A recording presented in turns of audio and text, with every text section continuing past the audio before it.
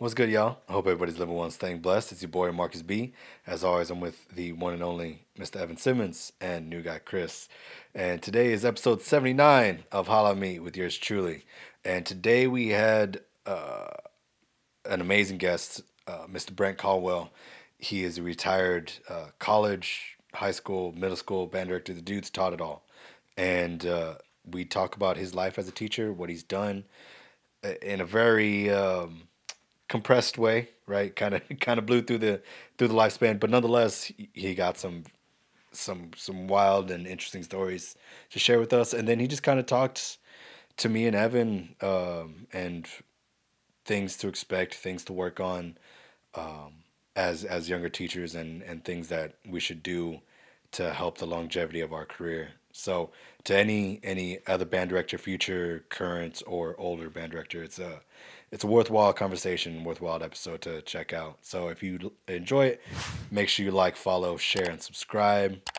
Again, the only way this gets out is if you guys help us out and send it to as many homies as possible. If you need any supplements, health, nutrition, anything like that, make sure you guys go to Redcon One, tier operator, T20 Marcus B, get you 20% off of your entire order. Otherwise, hope you guys enjoy the episode. Peace.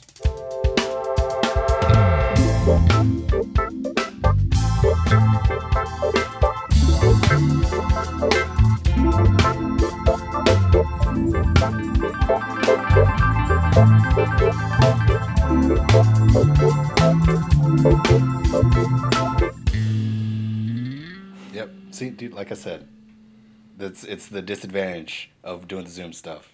Yeah. Just everybody gets the only time you get the intro song is if you're live in person, and then just everybody just that soft head bob. Yep. That's what it's about. Little head bob. It's some groovy stuff. So, Yeah, man. Shout out to my boy Eric. Still need to get him. I need to get him to come on before he goes to grad school, because now that's what he's doing. I think he's going. Oh, really? I think he's going to Boston. So Okay. One of those. Oh, okay, cool. Anyways, thank you so much for being here.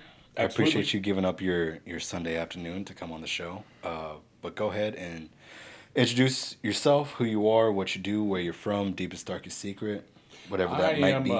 I'm Brent Colwell, and I grew up in Pampa, Texas, up in the Panhandle near Amarillo. Okay. And then I've been living down here in the Temple area for 32 years. Pampa was a big band town, not so much football, big basketball town. You're telling me about this, yeah. Yeah. So the band had a lot of tradition, and I was telling somebody the other day that I kind of have this theory about band directors and the generations of bands, and I think we're kind of on a third generation of band directors. And the original generation, actually two groups, the ones that got out of World War II and then Korea, came into the public schools, and they needed jobs, so they went to a lot of the schools, starting back after World War I actually, and started band programs. And so when I was in school, bands were really a paramilitary organization, and I was at the end of it. And all my band directors had taught between 20 and 30 years at the time. Okay. So it was, we marched knee lift style, Big Ten knee lift style. A lot of my colleagues from the band now are having back problems and knee problems and ankle problems from that. Naturally, yeah. You know, it was hard work, and the weather in the Panhandle is pretty brutal at times. I think the lowest, coldest I ever marched during a rehearsal was -6 degrees. That sounds Getting ready for the Rose Parade. god awful. Yeah, it was, but it was a really good band, and we played really good music. Of course, back in those days, we didn't have private lessons. Yeah. You know, band directors had to teach everything. You didn't have a percussion specialist. You didn't really have a woodwind specialist. There were 4 band directors in the district, and I actually started in 5th grade. I was thinking about this today. What year was 5th grade? That was 1972. Okay. Okay, so I'm 58 now, which means I've been a band geek for 45 years. And I started piano at 7. So It's a bit of time. I've been a musician, yeah. And so, anyway, it was good times up there. All my aunts and my uncle, well, not all my aunts, but a bunch of them were in band. They were in band or choir. Both my mother and father were choir people. My grandmother was a church organist. And so having all that music involvement in my life kind of started steering me in that direction at a pretty early age. Hard not to. Right. When I joined the band, we started in fifth grade, as I said, and we started on cornets because they're a little bit shorter to start on, and it was really traditional back then not to start on trumpet anyway. And the way I wound up on cornet is we went and had instrument tryout night, and then my band director, Mr. DeCosmo, did ask me. He said, "What instrument do you want to start on?" Well, I had a crush on this girl. I shall not mention her name. And if she had gone choir, I would have gone choir. Of course. And she started an instrument that started with C, and I knew that. I didn't really know my instruments. Well, it was clarinet.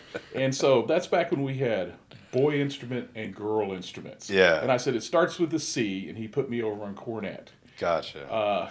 Which was unfortunate because I turned out to be a really, really bad cornet player. Yeah.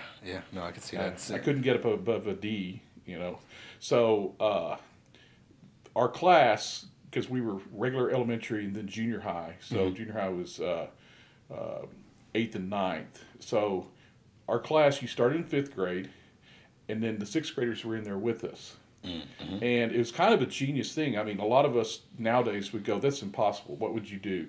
And what my band director did is the 6th graders taught the 5th graders. We paired up. Nice. And so by my 2nd year, people sometimes go, "How long you been teaching?" And I went, "Well, since my 6th grade year." Yeah. Because you'd sit next to the person and you'd show, the 5th grader all of that.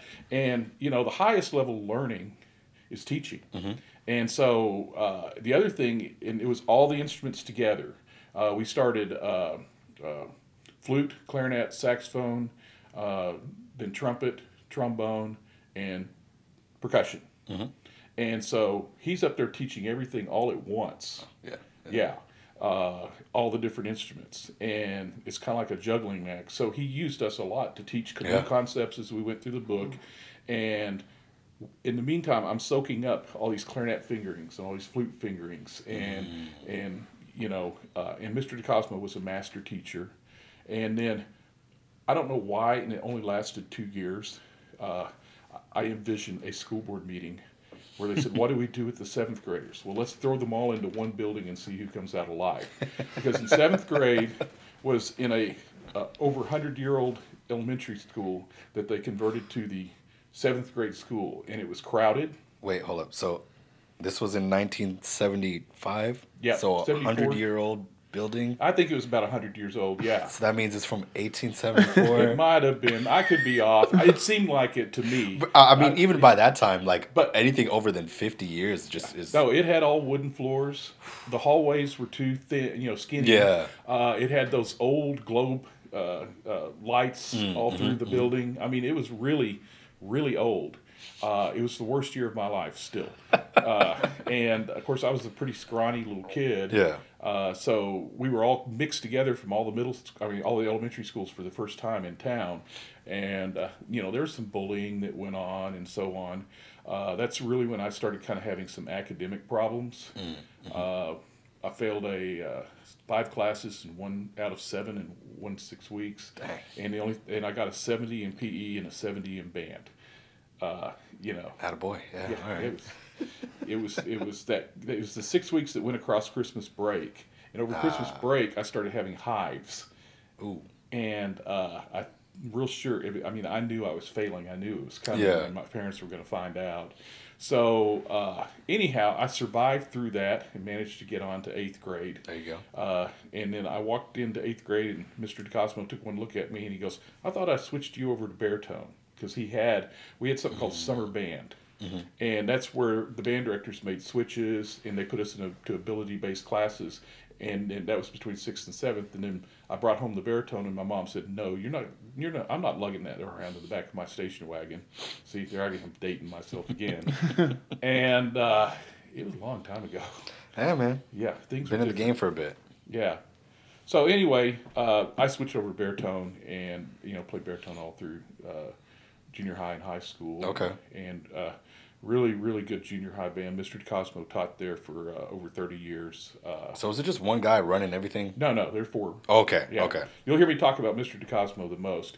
I had, his son was the troop leader for our Cub Scout troop. Okay. He was in high school at the time. And then he lived down the street, and he'd be out in his garage woodworking, and so I'd wander over there, sometimes. And so I kind of got to know him a little bit before I joined band.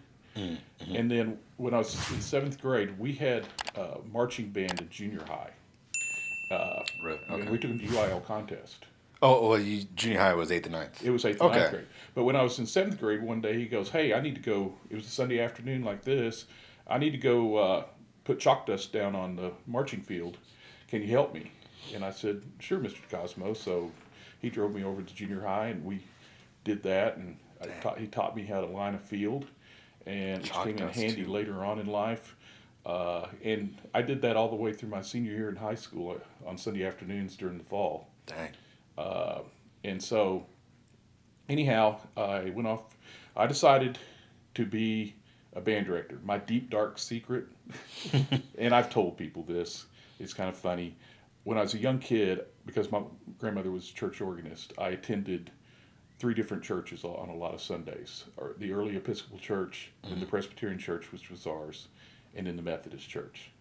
And my grandmother played at the Episcopal Church early service and the Methodist Church late service, Yeah. and I would go play handbells. Nice. Yeah, Okay. which I enjoyed doing a lot. Well, I started talking about being a preacher, Oh, wow. and it kind of terrified my mother a little bit. And then my parents were very involved in politics, Really? and Okay. yeah, they were Goldwater Republicans, and so I met several politicians. A lot of them were congressmen. I did meet Ronald Reagan once at, Oh, wow. at a rally. This is when he was still governor of California. Yeah. And I got really interested in politics, and I started talking about being a politician, which terrified my mother even more. Yeah. Okay. And so my joke is that I combined the two and became a band director. That's a Yeah. kind of a truth. So around 8th grade is when I decided to be a band director. Really? And, That early? Yeah, that early. And it was, people that ask me, my friends go, "What do you want to be?" And I'm going to be a band director. And from that point on, it was, I never deviated from the Just plan. never wavered. Right. Wow. So West Texas State, it was now West Texas A&M, was the go-to school back then. Okay. And my senior year, the euphonium professor, Don Baird, who had played in the Navy band back in the 50s and 60s, he was an incredible euphonium player and teacher. He unfortunately had a heart attack on the golf course and passed away. Oh, wow. Which kind of started changing my plans. And so they had a recruiting trip over from Southwestern Oklahoma State University, and they offered me a lot more money than West Texas. And Really? I was like, yeah, it was. Yeah, there you go. It was Okay. basically half tuition. I didn't have to pay any fees. All my books, basically half my books were paid for, but I could sell them back and recoup whatever I Nice. paid for them. Okay. And so I did it pretty much on the cheap. Yeah. And, I was a little nervous about that early in my career because everybody up there had gone to WT. Mm-hmm. And when I got done with school, I decided I was going to go to graduate school over at WT. Mm-hmm. Had a great experience at Southwestern. I could tell you stories, but I don't want to put those out there. But it was good. I did it in 4 years, no summers. Really? Yeah, 168 hours. 12 of those were CLEP. Yeah, I burned a candle at both ends. Wait, wasn't that? Aren't you the same thing? Yeah, I did 4 Yeah. years, Yeah. Yeah. In the summers, I worked at Nope. a carbon black plant. Say it again? Downtown. A carbon black plant. Carbon. It is. They take natural gas and burn it down to carbon. It creates a powder, and then they use it in all kinds of products. When I worked there, they were just starting to use it in videotapes and computer drives and Gotcha. so on. Okay. But the almost everything in this room has at least some carbon black in it. Used it to make tires, and so it's a big petroleum area up there. And so I got to work there in the summers, learned a lot doing that job. It was a dirty job. It's like working in a coal mine. Yeah, and Not coming home that clean. I had a lot of experiences on that. A lot of people know about those experiences. Had a few times when I almost met my demise at that place. Really? Yeah. Dang. We had a lady. She got crossways. She was having a fling with one of the guys on our crew, and it was a rotating shift job. Yeah. So anyway, she put she put arsenic into coffee. Jesus. Yeah. And me and our foreman were the only people in our crew to get it. She didn't even get the guy she was trying to poison. Damn. And then the entire next crew got it. And I'll tell you, that's the sickest I've been in my life. I woke up in the middle of the night with the worst headache and stomach upset and so on. Man, somebody tried to kill you and it wasn't even you they were trying to kill? Right. That's wild. Right.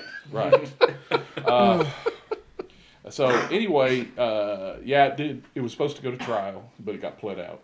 Really? Yeah, and so she went down to mental hospital in Vernon, Texas, for a couple of years. That's fair, I guess. Yeah, and then we had a big prairie dog colony outside of the carbon black plant, right by where we parked our cars. It was estimated there were about 5,000 prairie dogs, and they were cute to watch. I'd get there early sometimes just to watch them. And one day, pulled up and I'm like, "Shoot, where are all the prairie dogs?"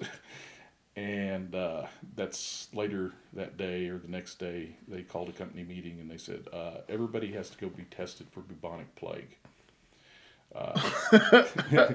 Because they all died of bubonic plague. Oh my God. It wasn't a boring place to live, really. Apparently. And you might have the plague. A little stressful. Yeah. And so, the plague is transferred by fleas. Yeah. And so we were parking close enough that we could conceivably get fleas. Yeah. However, nobody did. Thank God. Yeah. Oh, wow. So imagine being in the 70s, dying from bubonic plague. God. Yeah. Well, this was 80s? Early 80s. Either way. Yeah. I don't know. Like, the bubonic plague is so like. Well, there's a 17 to 1800s. There's a few people that do every year, actually kind of out into the Southwest, in rural areas. Damn. What a way to go. So I graduated from college, and that job was over. It was kind of it was for college students, and that's why that job was over. And I was going to go to graduate school. So here I found myself with a bachelor's degree, working in a grocery store for minimum wage, $3.10 an hour, and working in the produce. And I had said I would never come back to my hometown to teach band, and I mean, I'd said it like 2 days before, and then there was an article in the paper that the assistant band director was resigning, and I quickly backtracked and went and applied for it. I don't really remember having a real interview. Really? I remember going down, I just put in for it. The head band director was not the head band director I had, but I'd known him. Really great musician named Charles Johnson. And he graduated from West Texas, and I'm like, "There's no way I'm going to get this." Yeah. Because and by that afternoon, I found myself an assistant director at Pampa High School. And about a week later, Mr. Johnson had scheduled a trip up to Drums Along the Rockies.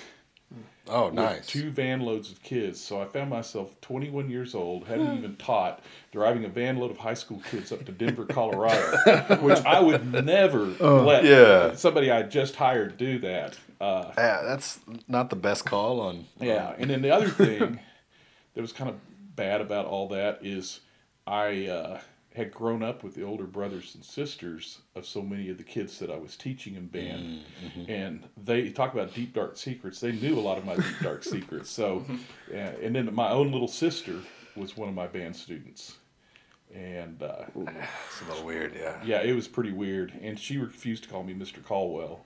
And I refused to let her call me Brent. So it was just kind of like, "Hey, you." Both fair on both sides. I think it was. Yeah. It was fine. And she did get in trouble a couple of times. Really? Yeah.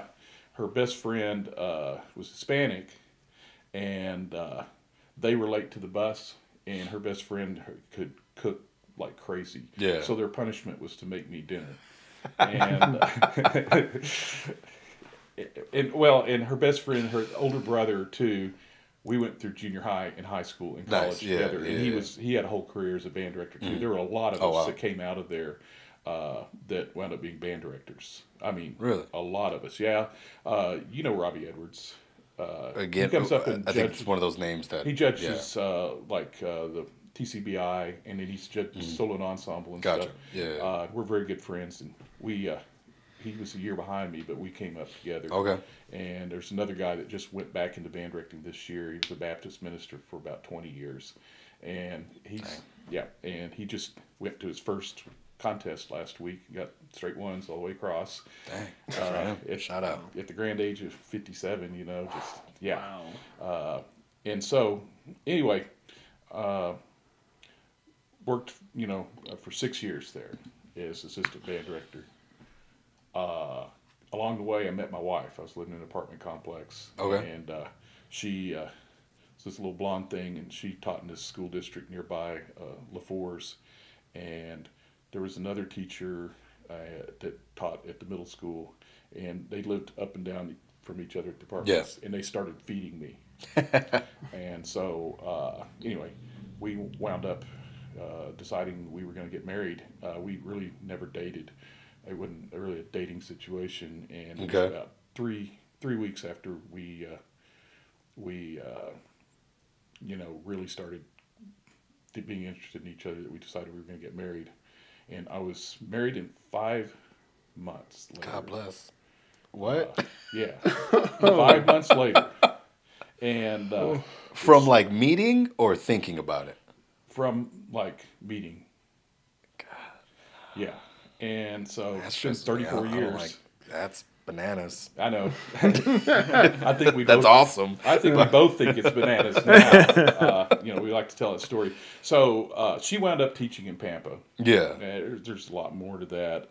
Well, I'll go ahead and tell that. She had already gotten an apartment down in Pflugerville. She was getting the heck out of there. Yeah. Okay. She taught in this. I mean, teeny tiny. She was the science teacher. I mean, and. I always forget there's districts that small. Yeah, and it wasn't a good one. Yeah, her first year was not a good experience. So I told her I wasn't going to marry her until she got a job. I'm like, we sat down and had this talk, and I made a list because that's what I always do, pros and cons and stuff. And I said, I'm not going to marry you. And so she was looking for jobs, and I wasn't ready to leave Pampa yet. But the closest job that was just a straight biology job, because that's what she taught, was, I believe, in Cheyenne, Wyoming. Because what happens is a lot of the coaches get the biology positions. Yeah. Okay. Really? So there's not very many positions that are straight biology. Interesting. Okay. So the week before school started in Pampa, she got a call from the principal. And he said, I just had a teacher, and she's pregnant and decided she didn't want to teach anymore. And so we have a straight biology job open. Wow. And I went, okay, it's meant to be. Yeah. That's some universe telling you some stuff right there. Yeah. It kind of was. So we got married, and then she kept working on me to get out of there. Wait, so it's not even engaged in 5. Like, it's straight up married in yeah, in well, 5 I mean, months. I proposed to her, and I didn't propose to her. I never got on my knee and proposed to her. It's kind of, we had just kind of announced it to my family that we were getting married. That's crazy. I did get her, an engagement ring. Yeah. I didn't do the formal, knee thing. We were watching Star Trek Next Generation, I think it was. We just looked at each other at the same time on an advertisement and said, let's get married. And so... That's crazy. Yeah. I know. That's awesome. But yeah. So okay. She finally, I started deciding I needed to get out of there because I had one perspective on band directing. And nothing against that program, but it's the program I came up through. I taught there, and then I taught there for 6 years. Yeah. And I was going, I need a wider view of the world. Mm-hmm. And she wanted out of the Panhandle.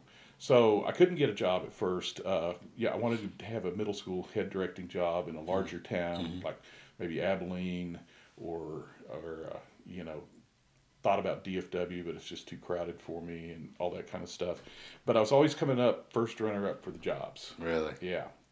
And so I was at either TMA or TBA. It's been a long time. I've slept since then. But I heard Frederick Fennell, of all people, do a presentation. He's the one that founded the Eastman Wind Ensemble. Oh, and all that stuff. Yeah. And, by then he was pretty old. He's a little bitty guy. Yeah. And he said, if you want to learn about yourself as a band director, go find the most broken band program you can find and rebuild it. And so that's what I started looking for. I started looking for bands that were making fours and fives. Yeah. And that's how I wound up down here. I interviewed at Mart and Rosebud Lot the same day. The reason I chose Rosebud Lot was the administrators. And by that time I was smart enough to know that when you interview, and this was a 2A district, so there was no assistant. Yeah. It was just going to be me. And they'd been making fours and fives. And the high school band was down to 17 kids. And, that first year, actually all 3 years, I promised the superintendent I would stay 3 years. My college band director said, you need to stay a minimum of 3 years in a job or it'll look bad on your resume. Yep. And so I told him, I said, I'll stay at least 3 years. And the next year I leveraged for a assistant band director. We'd grown probably over 50 I got a lot of kids back that have been in band. Yeah. And the middle school kids stayed with me. And we lived on this farm out there, and that was a whole experience. The school is actually between the town of Rosebud and the town of Lott, and it's a little town called Travis that just sits off the road. And we lived about 1.5 miles from school and rented this house on a 400-acre farm. God bless. Okay. Yeah. It's been an interesting career. We had... I see you making the eyes too big for me, not down. Yeah, no, that's too much for me too. Like 50, when we were talking about that was it. Yeah. We had 3 tanks, around the house. Yeah. I don't know if you've ever heard, I moved down here in 1990. Okay. And I guess it was 92 when we had the great flood down here, the 500-year flood when the Lake Belton went over the dam.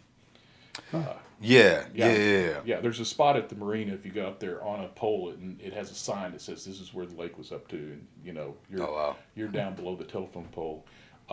We were living out on the farm at the time, and I have video evidence of this, but it's on VHS. Yeah. We had catfish on our porch. Yeah, my wife was terrified, and there were a few days we couldn't get out of there because there are a lot of low water crossings. We just couldn't get anywhere. So somewhere around that time, my wife was like, "We're moving into town." She was teaching over in Cameron, Texas, a little bit bigger school district. Yeah. And so we decided to up and move. This is probably. Yeah, I probably taught one more year commuting, and so we moved over here to Temple. Okay. And did the commute. I'd gotten an assistant, and I brought him actually from Pampa. Oh, wow. He'd been one of our other band directors in Pampa, and good band director. And we built it up to about 80 kids, and we're getting some ones. I was getting ones in sight reading and marching, but I couldn't quite push the concert bubble. It was for like 2 years in a row. It was 1, 2, 2. Dang. Yeah, and so on my first concert contest at sight reading, we made a 1, 2, 4. Okay. Yeah, I couldn't wrap my head around. What was the homie that gave you the 4? What was his reasoning? Okay. I figured it out after about 6 months. I went back and read the sheets. Yeah. And when I got there, the high school band, in retrospect, what I should have done is said, what other instrument would you like to play? Let's just start from scratch, because they didn't play. They played with horrible tone qualities. Yeah. And so I taught them to read, and they, early on I'd go, what's that note? And then they'd show me the fingering for that note, and they didn't know it had a name. Yeah. Interesting. It was really interesting. So they read the piece, got all the right notes and rhythms, with a really bad tone. One, they read the piece, got all the notes with rhythms with a really bad tone. Two, they played with really bad tone qualities and out of tune. Four, that's Okay. So I guess in that case, the homie that gave you the 1 was a little bit out. I think if it would have been me, I would have given us a 3. Yeah, he was I might have the not odd been one so out. harsh on the 4, and it was, but it was a victory, you know, and we made a 3-3-4 on stage, and it was hard. It hurt. I wasn't used to making low ratings. But it's a process, and then by the next fall, we got straight ones at UIL contest. Nice. Started picking up some notice around the region, and people were going, "Oh, that place is turning around." And then the next year, we got straight ones sight reading, but still it was a 1-2-2 in concert.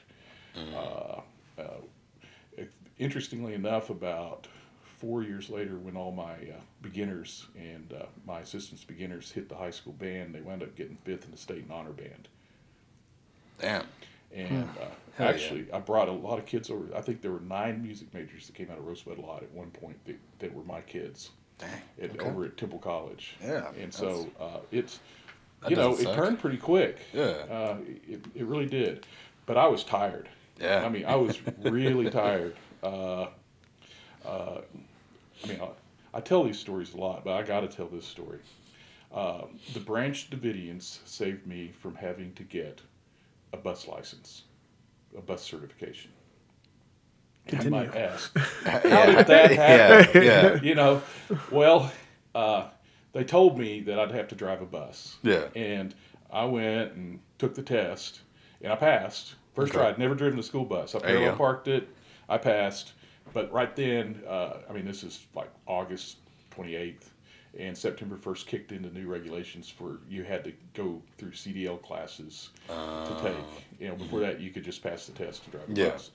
I never thought it was safe for band directors to drive buses. You get up on a Friday morning, you get to work at 6:30, you work all day, you go climb in a bus, you drive an hour or two somewhere, do a football game, get back in, and also you're having to supervise kids. Yeah. Because I know the districts still do it. They do it to save money. They can't find bus drivers.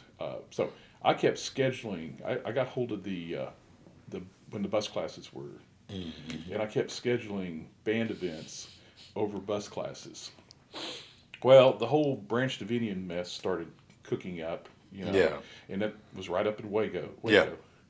And it was April 19th, whatever year that was, really windy day. One of those really windy days. Yeah. Which contributed a lot to what happened, which was very tragic. Yeah. And so Can you check Mr. the year on Gans, that? Yeah, sure. Mr. Gans had called us in, and I think it was 93. Okay. I think so too. I Yeah, think that sounds right. well, the Oklahoma might have been, I think it was 93. The Waco siege. Yeah, 93. Yeah, okay. That was my last year at Rosebud. Mr. Gans said, "You're going to go take," and my principal, which I love the man. And he goes, "I've scheduled you 2 guys for bus school, me and my assistant." And he goes, "I've looked, you don't have anything on as far as band's concerned, you can't get out of it." So we loaded up in the car, and the bus school was at La Vega High School, which sits just off the loop, pretty close to where the Branch Davidian compound was. Yeah. And we didn't know at the time that the thing had caught on fire. Oh, wow. And we got there to La Vega, and it was 3:30 in the afternoon, and the school was just abandoned. Yeah. They sent everybody home, and Yeah. so we went in and we're trying to find bus school, and we finally found the custodian. He goes, "What are you guys doing in the building? You're not supposed to be here." And we said, "Well, the bus school's supposed to happen." And they said they canceled everything because the Branch Davidian compound is burning. So that's how and I went back to my principal, and he just started laughing, and he went, "No, it's not meant to be." Yeah, man.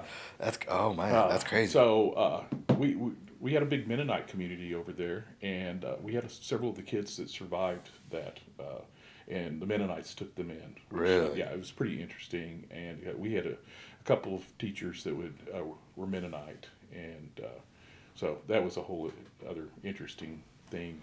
Those were interesting days They always are, anyway. So we moved over here, did the commute for a year, and I was really, really tired. And I was washing dishes, and the assistant band director, I'd started playing over at Temple College in the community band first, and then the jazz band. Yeah. And got to know a lot of other region band directors. And we, one of the band directors, a bass trombone player, and I was playing euphonium for the most part, sometimes bass trombone, and we got to know each other. And he was the assistant at Temple High. He was the first assistant at Temple High, a guy named Tim Taylor. And he got married, went to the wedding, but I had not gotten around to getting him a wedding present yet. And so my wife was like, "You got to get Tim his wedding present." And so I called him up. And he goes, "You'll never believe what just happened." And I had told my wife that morning, if something came open at a middle school in Temple, I'd take it. I was just tired. And not to say that middle school band directing is easy. Yeah, It's yeah, not. yeah. No, it's a different kind of tired. It's a different kind of tired. Yeah, it is. He said, "You'll never believe Bonham Middle School's opened up."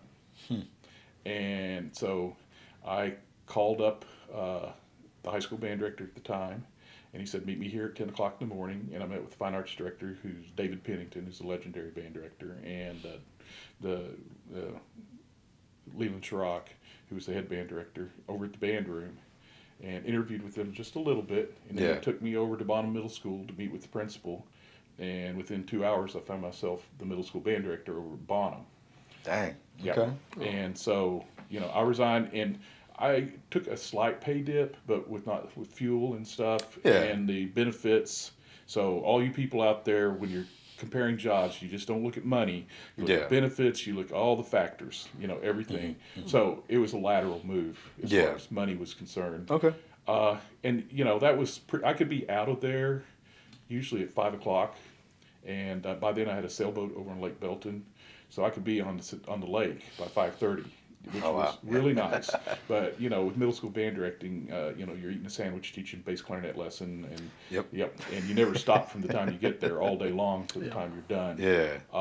And the band program was a little bit beaten down. The person I followed, she was a very good teacher, and she had started bringing it back. And then the numbers were low, but she had done a great job of recruiting. So I had a brass class of 60 and a woodwind class of 60, and I had about 15 beginning percussionists. So we had, and immediately things just got It's not bad at all, man. getting really big. So the next year I got an assistant.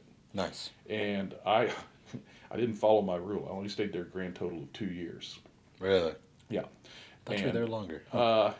Nope, not very long. What happened was we changed high school band directors, and the fine arts director retired, and the high school band director moved up to that position, and then a band director who's very well known in the state, Cindy Michael, took over, and she was the one that got the Argyle program to where it is now. It was only up through 8th grade, and then they decided they were going to go to high school, and they just stepped it up through 9th grade. Okay. And then what she did was, it's close proximity up to Denton. She started hiring in students from Denton to come teach her kids, and the next thing you knew, she was winning state marching contests and honor bands and stuff like that.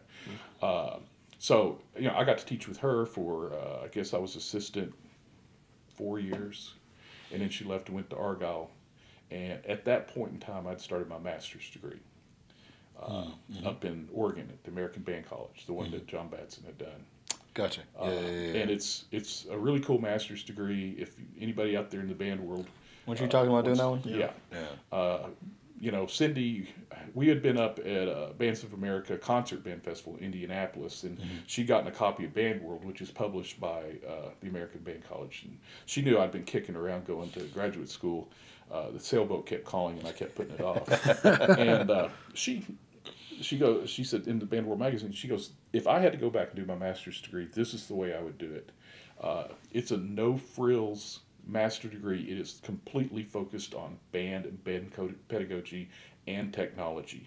And it brought me up a long ways as far as technology. Yeah. Plus, you get to hang out with band directors from all over the country, and they bring in cool. composers and famous players Yeah. from all over the country, and that's where my career kind of started to take off because I got to know people from everywhere. Yeah. Also, I started to appreciate what we had here in Texas a lot more. Mm-hmm. So that first year I was up there, we stepped up to a bigger house that I still live in. Nice. And my wife sold her house out from underneath this. She put it on the market and it sold like in 2 days. So Dang. I'm in Oregon. I'm homeless. And then I get a call. The head band director has left. And so then I'm applying for the head band directing job. But I don't know if I'm going to get it. And then, if somebody else gets it and it's not the person I could get along with, I might be considering moving on somewhere else. So kind of like, it felt like I was homeless and jobless. It's a good feeling, I'm sure. Yeah, it was great. That's back when cell phones were in their fairly much in their infancy. Yeah. And so I was in a roaming area. Oof. The bill that after all that was $917 for that month. Even by today's standards, that is just That hurts. That hurts. So they kind of drug it around till about the 1st of August before they named me head band director. Really? Yeah, and so I had to hire an assistant. Yeah. And so there I was down the worst nightmare you can imagine, trying to hire an assistant down at Texas Bandmasters Association. And that hire, I love that person dearly, but it didn't work out very well. It was not a good fit. And so, anyways, a rough couple of years. Yeah. Can only imagine. Yeah, and that was 99. And then, of course, we had the 2001 with the 911 thing. And that was the year of patriotic marching band shows. I made the first 2 with the Temple Band and marching that they'd made in 18 years, which didn't feel good, but at the same time, we never got to march our show at a football game. Really? Yeah. And it was just hard on the kid, and we took a lot of time doing all this other stuff. Yeah. And of course, I didn't anticipate that. It's kind of like, it was a lot like what has happened with the pandemic. Yeah. All of a sudden, this whole thing that we didn't know was coming up, came up, and it changed everything for a while. And I told the kids the day after it happened, we were actually sitting in wind ensemble when it happened. And we had what they called Channel 1 TV back then. So Yeah. 2 TVs in there. And my assistant came in and said, turn on the TVs right now. Something's happened. So we turned it on. They didn't really know what had happened yet. The first tower was smoking. I decided to just go ahead and start warming up. And I saw one of my trumpet players, Blake's wife, kind of reel back like this. And I turned around and I saw the plane hit the second tower. Oh, wow. And I just said, I just shut the rehearsal down at that point, and we sat there and watched it. So the next day I told the kids, I said, well, our job now is when we have issues like this, people lean on music for healing. That's a big part of it. And so that may shift our focus, and it may really affect what we do, but what we do is a lot more important as musicians than ratings. Yeah. It's very much more important. Somewhere in there, I had changed from the band director that gets out and wants to win trophies and make first divisions and all that, to a band director that went, my real job is to teach kids to be better human beings, and I just have this medium through which I do it. I think all good teachers have that, whether it's through math or football or basketball or theater or whatever. Yeah. Good teachers are teaching kids or human beings. They're not teaching their subject necessarily. Yeah. So that was a rough year, and I'm not going to get into details, but we lost 5 directors out of this district in one semester through a variety of things. Wow. So That's a little rough. My assistant and I were going over to Travis. We were splitting the high school band program, and we had about 220 kids in high school. Dang. And there were about 200 kids over at Travis, and we were splitting the 2 jobs. And I can't go into the whole series of things that led to that. It turned out to be good because I got to make a lot of new hires. Yeah. And several of those hires are still with us today. Yeah. And so, it's been pretty steady ever since. After we got past that, I had a wonderful time at Temple High School. How are we doing on time? Oh, we're good, man. Okay. All right. 45. My first football game at Temple High School was at San Angelo Central. Okay. Okay. About 5.5 hours. So you get up and you want to get to Luby's. There's no Luby's anymore. But you want to get to Luby's, at about with that many people. Because by the time we all traveled together in one entourage. So you had a band, about 220. Usually took about 40 band parents with me, something like that, 30 to 40. I don't know. Really? We had You had that many band parents? That's awesome. Yeah. Back then, we had 30 some odd ROTC people. Okay. Just like you guys take them today. Yeah, that's about. I was responsible for having the cheerleaders travel with us and their sponsors, and the kittens travel and their sponsors. Yeah. Okay. I love you, kittens. I really do. I really do. And so, I mean, we were in a group of 400 people. It's it's something to see going down the highway. Yeah. You see like 15 buses going down the highway, and we got to the mall, and I always stood at the back of the line. Servant-based leadership is a big thing of mine. I was always the last to eat. Yep. And make sure everybody got things taken care of. And my band booster president, who happened to be the choir director, Okay. came up to me and he goes, "We have a problem." And I had 2 students shoplift. And we also traveled with a member of our sheriff's department, a member of our police department, always. Really? Yeah, which was very, very handy. Yeah. Especially, but we would go through these towns. They'd block the intersections. I had a radio in case anything was going on. Nice. On the way, we were in San Saba and we had a stowaway. He was a former band member and he'd stowed away because we were taking charter buses in the restroom. And I kicked him off the bus and San Saba just left him there. So this was the second thing. So we got to the game a little bit late. It was over 100 degrees. And we got through the first half, and we marched. I was up on the press box with the band director from Angelo State, and he's going, you're doing a really good job, and things look really good.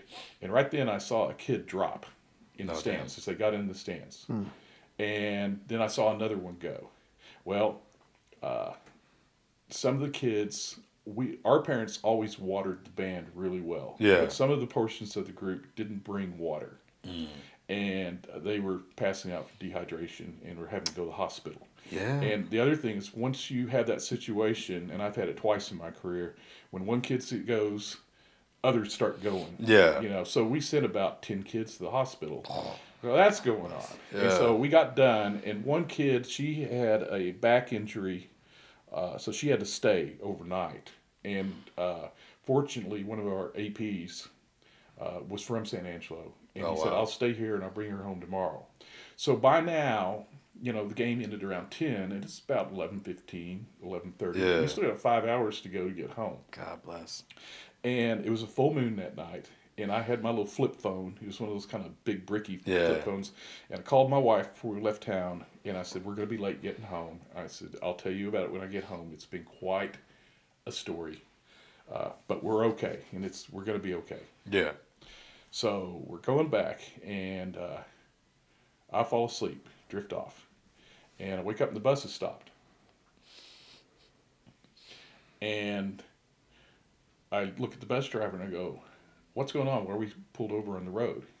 And he goes, "Well, one of the other buses, one of the back buses, something went through the windshield."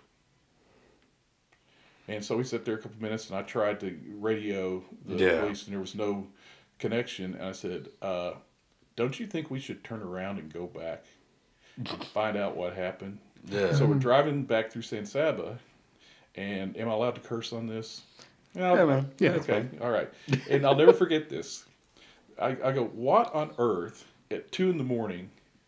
would a bus hit on a rural highway?" And he goes, "I don't know, Allison shit." I still think about that all the time. So, it was several miles. I mean, at least 5. And we kind of come up over this rise, and there is a bridge over a creek. Yeah. Okay. And there are 2 of our buses pulled over. Yeah. And I see the equipment truck and one of the coaches pulled over, and our principal in his car pulled over, and there are several state trooper and sheriff's department vehicles out there with lights on. And I look over, and sitting on top of one of those cruisers on the hood was a 32 ounce, or actually maybe a 40, Coors Light cans sitting there. And in that cruiser was the bus driver, and he had a towel over his head, and it was covered in blood. Oh, shit. And I looked at the bus, and there was a hole in the windshield on the driver's side that was exactly the same size as a beer can. Damn. And somebody had coming from the other direction and taken an unopened full beer can and threw it at that bus. Jesus Christ.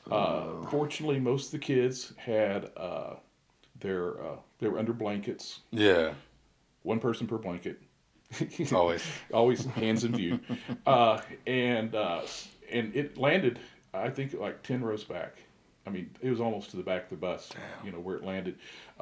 Nobody except for the bus driver got hurt. He saw it coming, and he just flinched. Yeah. And it caught him down the side of the head and just laid him open.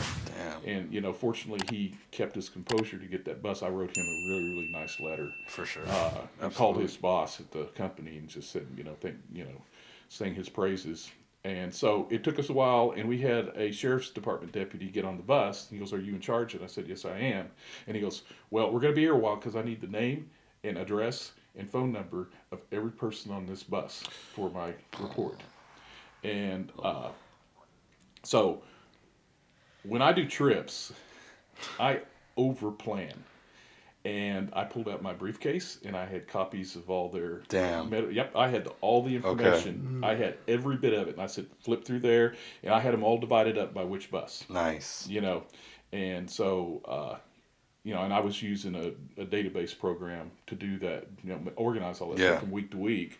And so that saved us a lot of time getting back. So we loaded the kids onto other buses and came on home.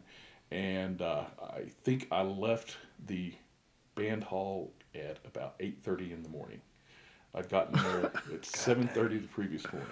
Jesus. Yeah. So I went home, and of course we didn't really. I mean, we were starting to have email and stuff like that, but we didn't have like a parent email list or For sure. So the first thing I did is the band boosters used to sell hot dogs at Lowe's. So I went over there because they were up selling hot dogs before Lowe's caught on that, somebody can make a lot of money doing this. Yeah. Because they were making a lot of money doing it. And I sat down and explained to all those parents. And that way you could kind of disseminate through the band. And then I went and wrote a long report and on a band newsletter. And I did have a mailing list.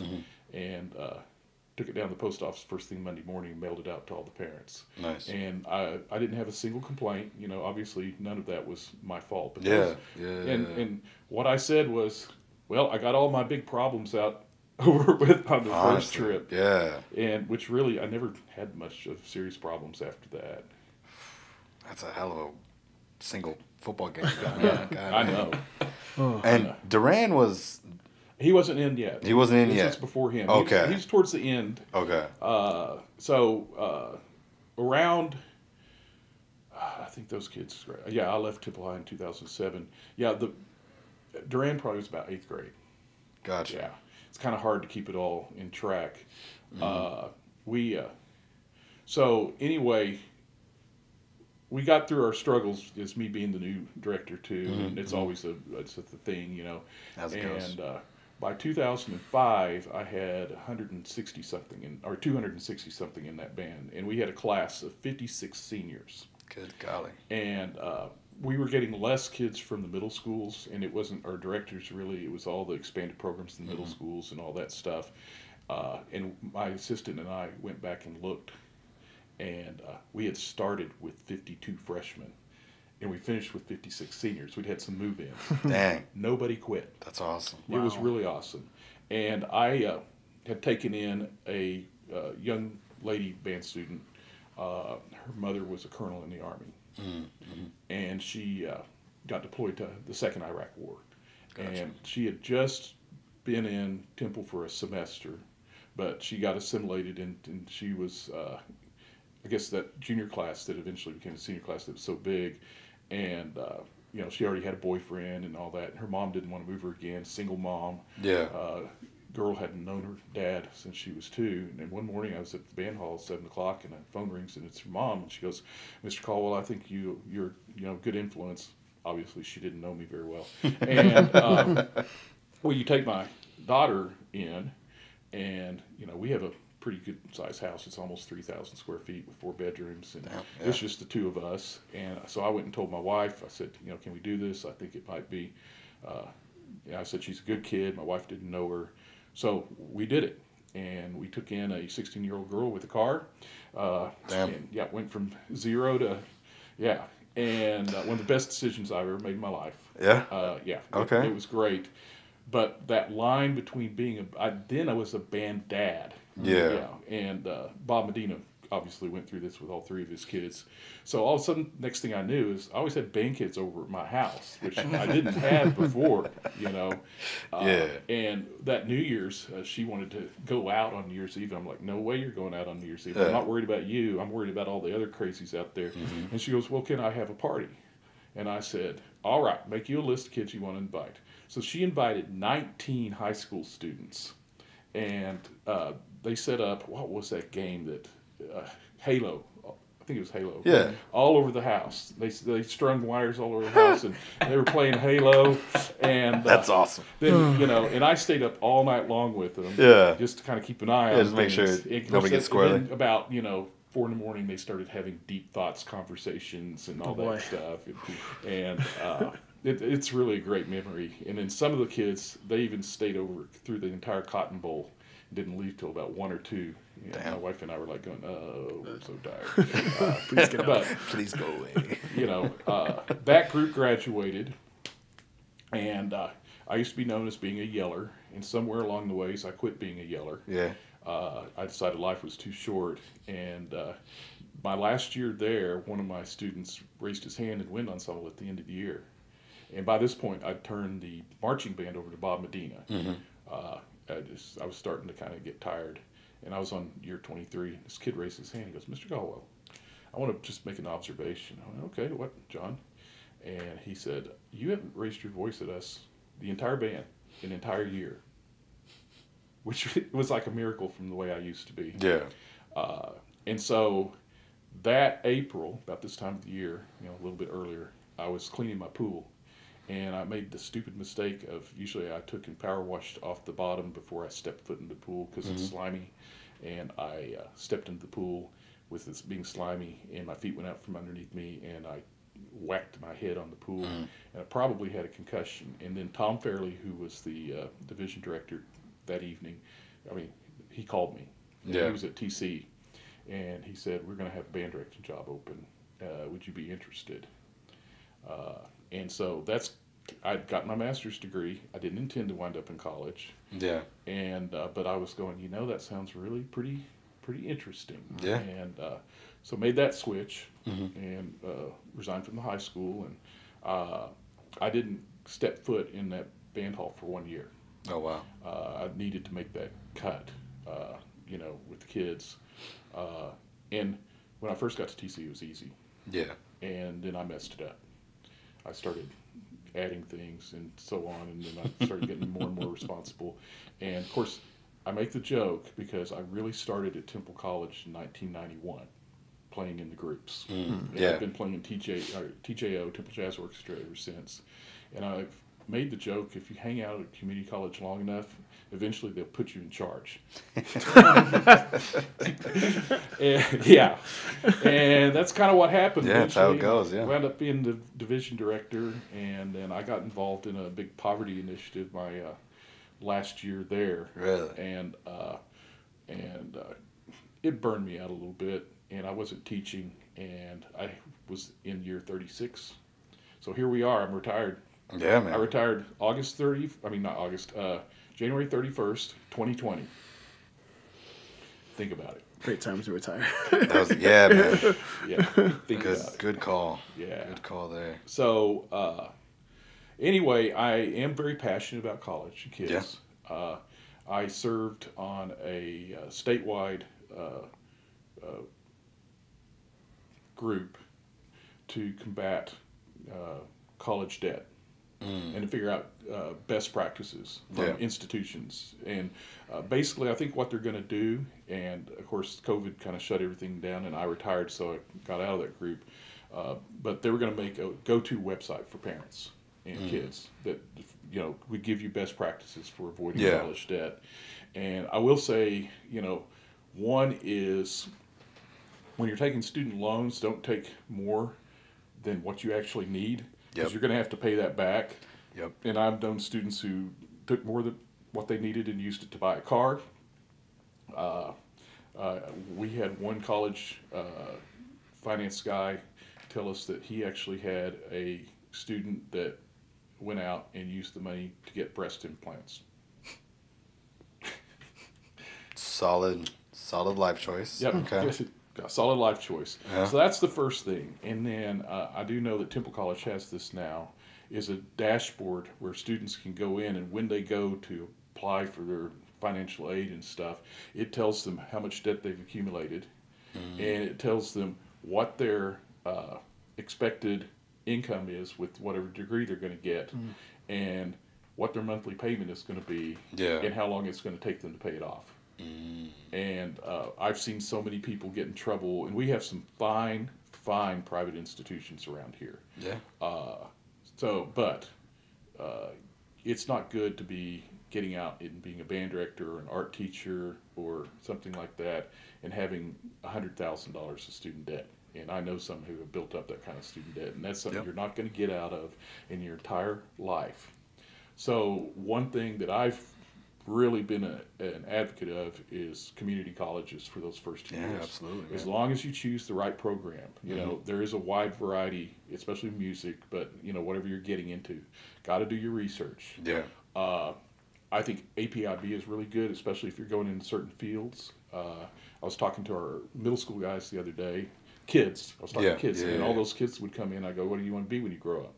And one kid goes, "I want to be a neurosurgeon." I'm like, "You need to take your APIB classes." Absolutely. Yeah. But Jesus, what? Sixth graders said they want to be a neurosurgeon? no, this is a 8th grader. But still, yeah. Still? Yeah. Well, and I looked. I went, "I bet you are going to be a neurosurgeon." Had another kid want to be an entrepreneur. And it's like, okay, here's what you got to start kind of taking. But dual credit is a really good thing to get some of those basic classes out of. Because another mistake a lot of college students make is they get out and they put off their math class till late. Well, math is one of those things that you kind of lose if you haven't been practicing. Lose real quick. It's like, hey, get that Algebra 1 class out the way right away. Like first, second semester. Yeah, right away. And then the other thing is show up to class every day and do your work. What a concept. Yeah, I know, what a concept. I never dropped a class. I never, it's just, and I wasn't that good a student. I really wasn't. I had fun in college. And so while we were at Temple College, Tom Fairley, the division director, had come up with this idea. There's an institution over in Killeen, Texas A&M Central Texas. And they are a junior senior level institution only. There's not very many in the country. Gotcha. And the concept of this was that the soldiers could go get their first 2 years over at CTC, Central Texas College, or they could get it over at TC, or community college, and then just easily transfer into those programs. And the two schools have a very strong partnership as far as working the degree plans together to make it seamless. Tom had this idea that they don't have the facilities over there yet to have a music program. They have 3 buildings. They're big buildings. They're very nice buildings. And it's a beautiful campus, but they have 3 buildings, maybe 4 now. I don't know. And just total? Just total. That's up. Oh, wow. Yeah. And some of their programs are world class. And they have one of the top Nixon libraries from Watergate libraries that they house over there in the history department. That's awesome. And so, anyway, Tom had this idea that we could create a mutual understanding, and create a 4-year program. at Temple College. Yeah, that'd be awesome. So we did that. Tom took it and retired and handed it off to me and our music department chair, Sarah Yeah. Harris Baker. And anyway, it was a lot of tears and some really scary times, but we managed to make it happen. So we've Yeah, been man. going, I think, almost 3 years with it. Yeah, and, that's awesome. Putting music majors out there in schools teaching. One of our graduates just announced he's going over to Ellison High School after Nice. this year. Assistant choir director over at Belton came out of our program. And the best thing is you can do that whole degree for just over $20,000 in tuition. Wow. And I have to stop and tell a lot of people, not per year. Yeah. And the music faculty over at Temple College is really outstanding. It's an outstanding faculty. The programs are really good. There is no marching band, but we've done some workarounds on that, how to get the marching experience. Yeah. And, a lot of the instrumentalists go do drum corps. Yeah. And so they're getting it anyway. Yeah. We do marching methods, and we do all the standard, curriculum. It's a 4-year music degree just like any other. And that, I'm very proud that I got to be a part of that. That's awesome, in my man. career, Yeah. because not many people get to start a bachelor's degree in music in their career. So I've had an interesting career, from living on farms and You've had, man, you've had a wild run from the conversations that we've had off air, and now even more so the stuff that you're talking about right now. So what's I want to get into the teaching thing, but like, what have you been doing now that you're quote unquote retired? I was already out doing a lot of consulting work, making bands. I mean, it was even while I was working, I used to kind of go with my other job. I would do about 25 consulting gigs or judging gigs a year while I was working at Temple College. Fortunately, you kind of I had good bosses who understood, and that was recruiting in a big way. Band directors get to know you, kids get to know you, and then they want to come, be at the school. And then, so I had 37 gigs lined up in February, March, and April, and I got to do one of them before COVID hit. So I got to work with the Troy band, band, and I don't know, it was really weird. I got to the end of the rehearsal, and it was a Monday night clinic. It lasted for over 2 hours, and I said, "Can you guys just stick around for about the next 15 minutes?" And I talked to them about gratitude. We talked about how lucky it is to get to be musicians and make music together. And I told them how much I appreciated them and how hard they worked. And because they were playing really, really well at a high level. And it was a really fun rehearsal. Yeah. And that was the last time I directed a band for over a year. Damn. And I had no idea that was going to be it. And so, we got locked down. We had a camper, and we were out when it really started locking down. We were out in Bandera, and told my wife we better get home. And then the toilet paper all went away, and you couldn't buy, hand sanitizer and stuff. And it was really a shock to me. Yeah. Because I went from working northwards of 80 hours a week to nothing. And, that was a hard adjustment. Yeah. And it pretty much lasted up until this past March. Yeah. Or actually February. Yeah. So just about a whole year. But now I'm, getting to do 2 or 3 things a week, and that's enough for me. Yeah. We've bought a 42-foot fifth wheel camper, washer dryer. We can live in it. We were up in Colorado for about 5.5 weeks this summer. Nice. We were in Hot Springs for 4 weeks this winter. We're going to go in the fall up into Kentucky and go visit all the distilleries. Oh, nice. Oh, dude. I want to go do that so bad. So we're seeing the country. Since we can't see the world, See what you can. we're seeing the country. Get what you can take. Yeah, and also I'm getting my backyard renovated. Yeah, Getting my pool looks done. good. Yeah, Looks good. Yeah, if you've seen me on Facebook, it's not pretty right now, but Yeah, it'll get there. it's cool. I still want to do consulting. Yeah. Mentor young band directors. The college band was essentially a community band, and I used it kind of as a educational lab. Yeah. And so we would play grade 5, 6 music, and we'd also play grade 2 music. as long as it's quality, because I wanted those band directors that were teaching at small schools and teaching in middle school to hear some of those pieces. And we did do a few just reading after would have our concert. The next week I go, bring in something you want to play for contest, and we'll sit down and just read through it. Nice. And I'll tell you why you want to do this, why you don't want to do this, and so on. So I had about 25 band directors playing in that band, mostly middle school band directors because they had the time to do it. Yeah. But my whole career, even doing a big 5A band, I was playing in Temple Symphony and Temple Jazz Orchestra. So I was still pretty active playing, and I think it was good for me. Yeah, I would say so. Because it kind of reminded me of what it was like to be on the other side of the stand. And, made me think, too, of ways of being more efficient as a teacher and a lot of literature and stuff. Of course, Temple has a great jazz program and a great jazz, history, and it really jumped, and it's always been good. But when John McPhail came in, he was my assistant. He knew nothing about jazz, but he was very, very smart. And he started listening as soon as I told him he was going to have that job. I got to the point I couldn't do the top band and the top jazz band. Yeah. And so I went over and started doing the second band, the blues. And there's nothing second about them anyway. They just sound sad at the beginning of the year. But by the end of the year, they're really good. I used to miss my lab rat band. Yeah. I just had all these experiments. Every day they come in, we'd be in a different setup. Yeah. And we did Night in Tunisia as a tango one time. Ooh. Yeah. Ooh. Yeah. So I changed the groove on standard tunes.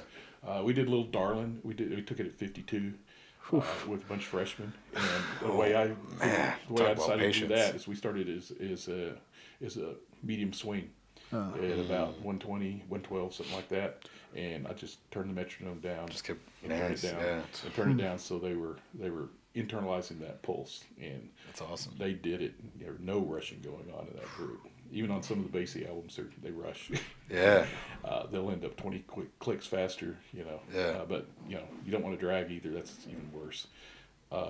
So I was proud of that group, and then both groups have continued on to do great things. Yeah. And John McPhail, who knew nothing about jazz, got him into the finals of the Lincoln. That's crazy, man. That's so cool. It was crazy, and that's when Marcus was in Yeah, the group, yeah. and all those guys. We had some incredible players in those groups. So that was a lot of fun. Yeah. So I just I'm going to stay involved in the band world. But now you just kind of get to pick and choose what you're doing. I get to pick and choose, Yeah. and as all the what I call quote old guys who were retired and doing what I'm doing now, they all said, you can go in there, you can have fun working with kids, and you can walk away. Yeah. No parents, Yeah. no administrators.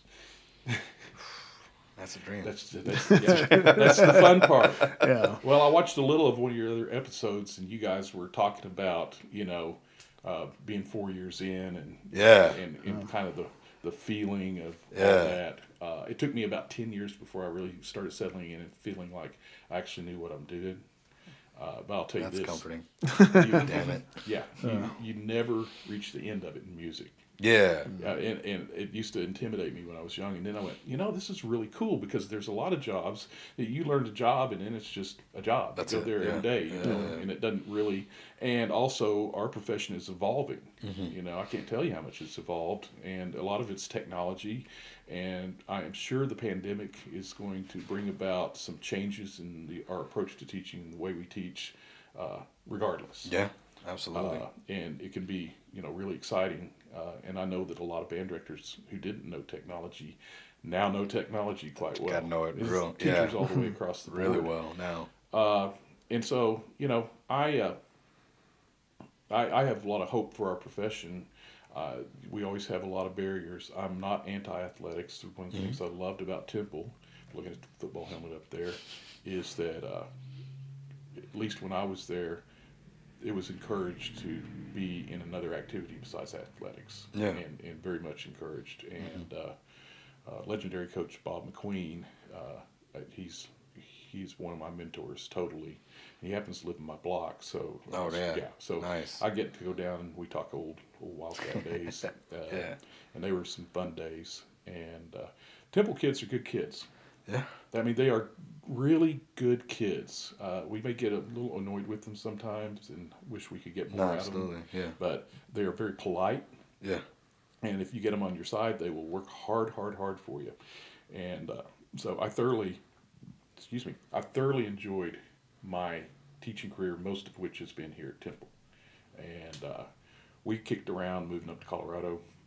No. This is my family. This is my place. Yeah, man. I'll stay here. You've been here as long as you have, so I can imagine it's kind of hard to leave. It would be hard to leave. Yeah, man. Past that, I think I might take up sailing again. And yeah, I've been doing a lot of reading. Yeah, I've been off the books for a little bit, but I got over the COVID. I read about 27, 28 books. Damn, son. You know, Okay. And so I was doing that, and I've binge watched a lot of TV too. As we all did. I think we all did. Yeah, we all kind of went through it together. Yeah, the weird feeling of togetherness and separated Yeah. at the same time, just kind of. It, everybody's still talking about it and disseminating it. Yeah. Like we're all still talking about the giant ice storm. Yeah. Yeah. We all kind of went through that one. I almost forgot about that. I'm hoping. Well, you guys have been through quite a year. I bet you're tired. I do hope that you guys are going to take some time to recharge at least a little bit. It's the plan. Yeah, you get a little more Yeah. than Marcus does. His head band director at Temple, usually it was about 2 weeks in the summer that I'd get off. And, and then it was just all Back on it. and Yeah, going. absolutely. I did make a lot of changes to how we approach summer band. Yeah. I know that a lot of you guys love marching band. I think it's gotten a little out of control. Oh, I 100%. think it's gotten to be the tail wagging the dog. Just the money being spent on it, Yeah. the resources and the time, I think it's cool to go out and do entertaining shows and entertain people, but just breaking your own back and your kids' backs and spirits to win state is not my bag. No, I agree. I agree. And, Contrary to popular belief, I yeah, and that's one thing I've worried about a little bit. Yeah. That, and I never pushed real hard for honor band. I usually played one really, really big piece, and then one kind of medium piece, and then of course a march. Yeah. And we'd submit just to see where we wound up, but it was not my. Nothing ever I too. always thought it was an icing on the cake thing. Yeah. That's how I always felt about it. For sure. But I'm out there for anybody that wants to have an old retired band director. I'm really not that old. So it's well documented on this show, and to everybody that I teach with, that I do way too much, way too often, and thinking about it and talking to people about it, I don't know how to not do it. Right. So Well, we're all wired different, Yeah. And I've known band directors that are a little more laissez-faire. Yeah. And, and they settle in, to a community, and I'm not saying anything against that. I will tell you, had I had kids, I would have never become a 5A head band director. I would not have done that. Yeah. I've seen kids raised in the band hall. yeah, They always kind of grow up a little bit warped. a little off. Yeah. Yeah, just a little off, and I'm sorry, Elizabeth Doughton, if you see that. I love you. I love you. You're like my niece. But No, man, it's not. It's part of it. yeah, Absolutely. and you really don't have a choice, especially if both of you are teachers. Yeah. To raise your kid in the band hall. So essentially, they're being raised by adolescents. Yeah. Which is or they have 120 older brothers and sisters. Yeah. Or something like that. So I wouldn't have done that. Sailing helped me a lot, having and I did quit that right around 2007, right when I went to college. My weight went up a lot, and I know that you work out and eat healthy, and we had the Wendy's over there by the high school back then, and I just give a kid $10 and go, hey, go get me some lunch, and get you something while you're at it. Yeah. And Medina and I kind of bloated up, both of us, and kind of continued at Temple College until I hit 268 pounds. Oh, wow. And, Yeah.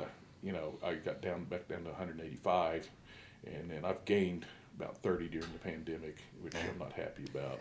I got to get that off. I remember when Medina lost all that weight. Yeah. So I was there. My freshman year was Yeah. his last year there. Yeah, we did that together. There was a bunch of us that did that, but I didn't do his program. Clayton Capps, who Mr. Medina got that from, he told me about the program, and I went, I don't need to pay somebody to do that. I'll just do it on my own. I can do this, Yeah. So that was a whole different journey of mine. But it's finding something that you like to do, and it's non-musical. I think it's important. A lot of band directors golf. Yeah. I have noticed that. And personally, I don't like chasing a little ball around the course and whacking it and that kind of stuff. I did a lot of my sailing by myself. My wife, well, she has really beautiful long blonde hair, and lines on a boat and long blonde hair don't really, Plus, I liked going out on the days it was really, really windy and kind of exciting. Well, also naturally, it's got to have some power to sail a boat. It was just it was quiet, and you could get in there into your head and stuff. And usually, it was Sunday afternoons when I could get out and do that. So I think that was a healthy coping mechanism. But I was kind of like you. I didn't know any other way. Yeah. So I went full on, and then by the time I was done at Temple College, I was going full on, and then we had a social worker, and she was also a therapist, and she kind of stopped me one day and said, "How long you been like this?" And I was like, "My whole life." And she goes, "You're heading for a wall." Yeah. So one of the things, I varied my career. I don't want you to leave. I really don't.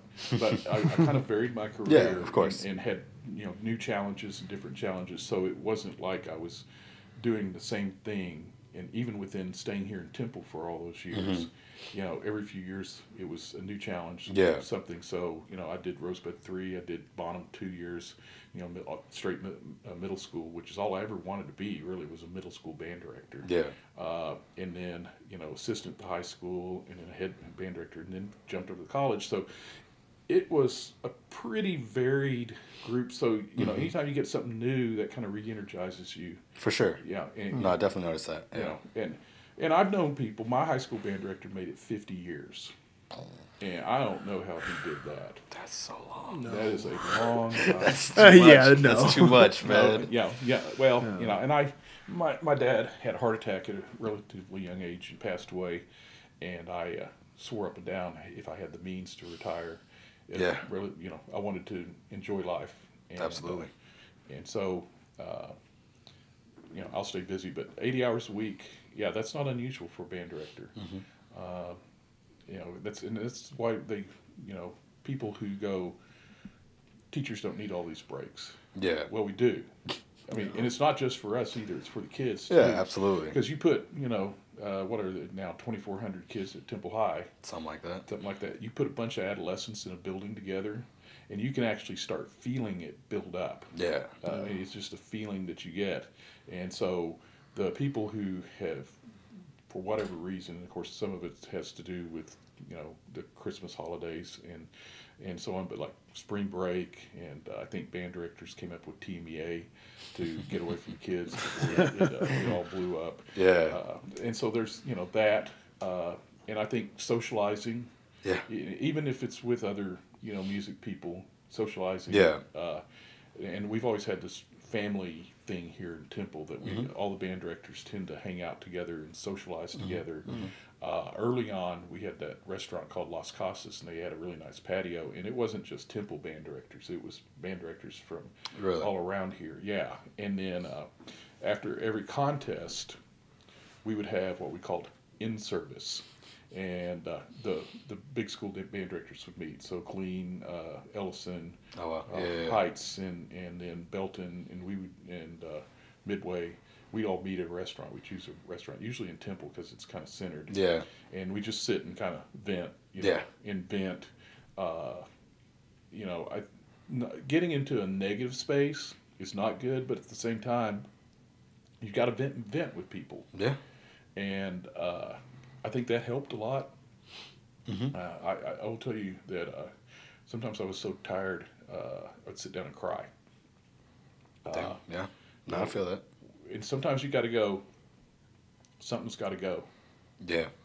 And one of the things that I felt like in Temple, and I warned Bob about, was this band program performs more than just about any band program I know, between all the jazz band performances and then every single pep rally. I consider those performances. Yeah.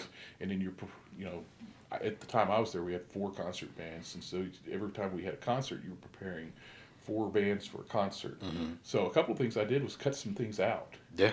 The Christmas concert, we would go so deep in the playoffs, I decided that we were just doing a bad Christmas concert and just kind of throwing it out there. And plus, a lot of the parents were, holiday concert out. Yeah. Because younger brothers and sisters in elementary school. And so I combined with James Flowers, and we did a full orchestra concert. So it gave my kids that opportunity to have some full orchestra that I wish we could do. But then take the pressure off of the lower bands so that they could spend time teaching, getting out of that marching band sound, and teaching some fundamentals. Yeah. Because when I grew up in the Pampa band, we never went to the playoffs. I was there 3 years in high school, 6 years teaching, and I saw them win a grand total of 11 games across all of that, and one of those was a 10-win season. Yeah. So never playoffs. So we didn't do a Christmas concert. That was the time of the year that we sight read. Really? And we had a stack at the high school of about 100 pieces. Oh, wow.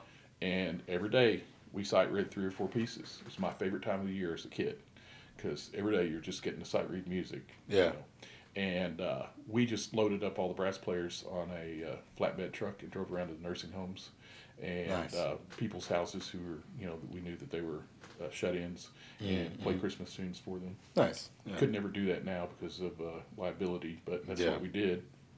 And then we did a what we called a midwinter concert about February, and we might do one of our contest tunes. And then we started digging in on contests. We did contest, and then we did spring concert.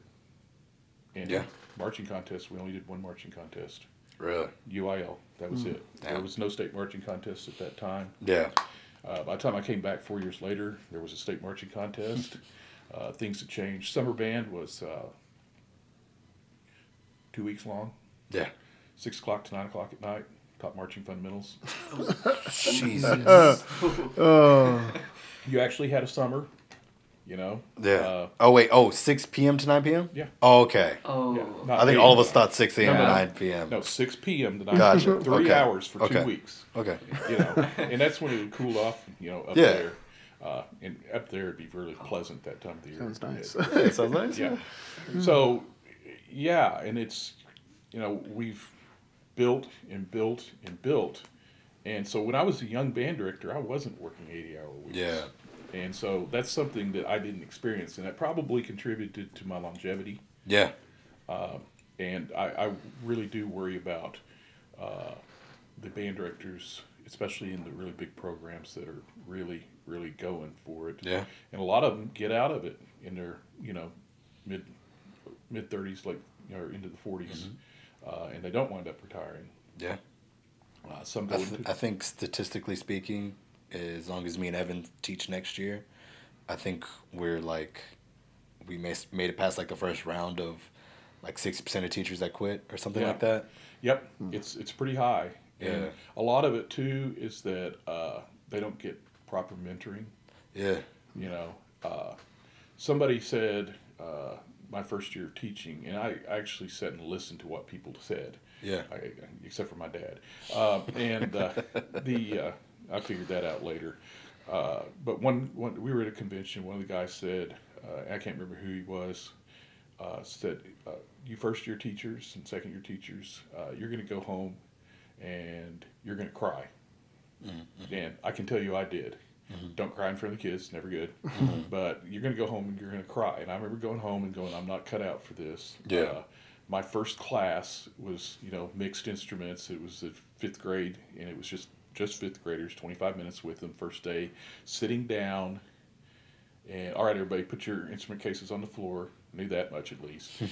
And now get them out and start putting them together.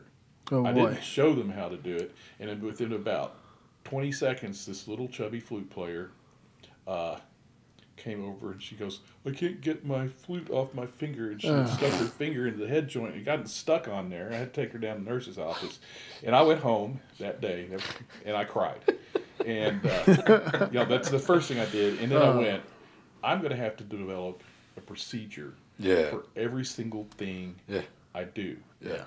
And so that's kind of like, goes back to that story when I just pulled out the bus lists, because that's kind of how I am, even though I'm totally ADHD.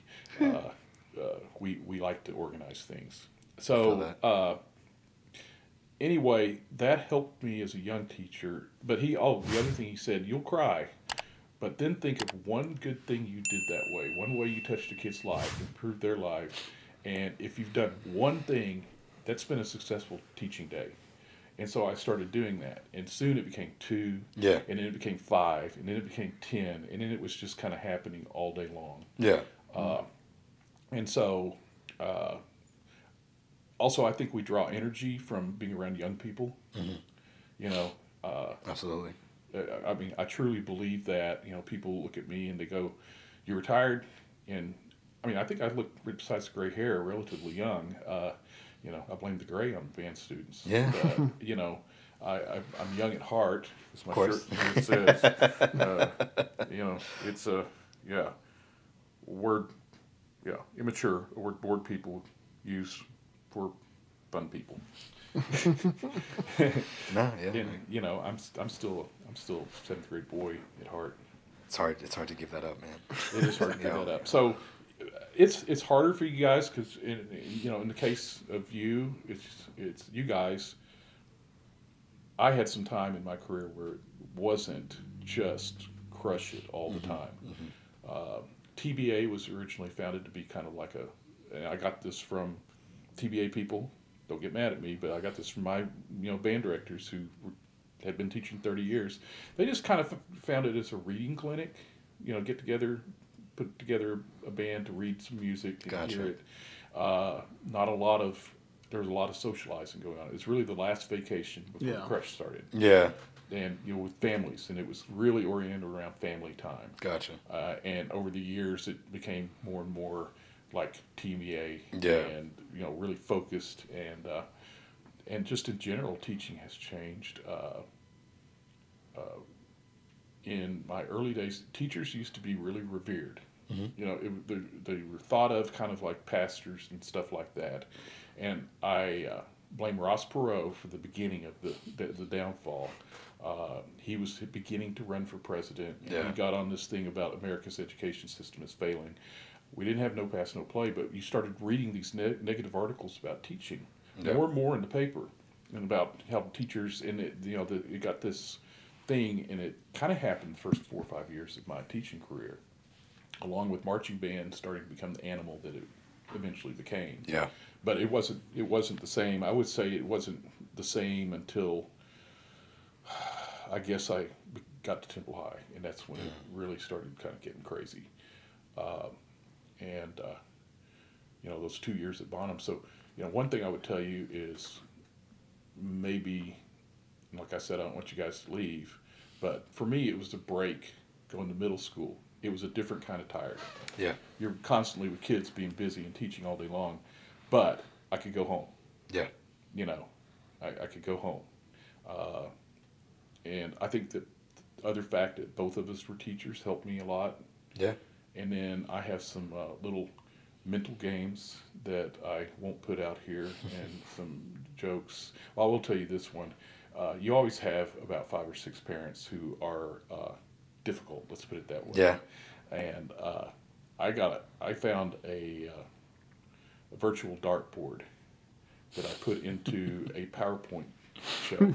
Yeah. And I put text boxes in there with those parents' names in there. And they would move in and out from the bullseye, depending on how much. And it just made me feel good. Yeah. It was things like that.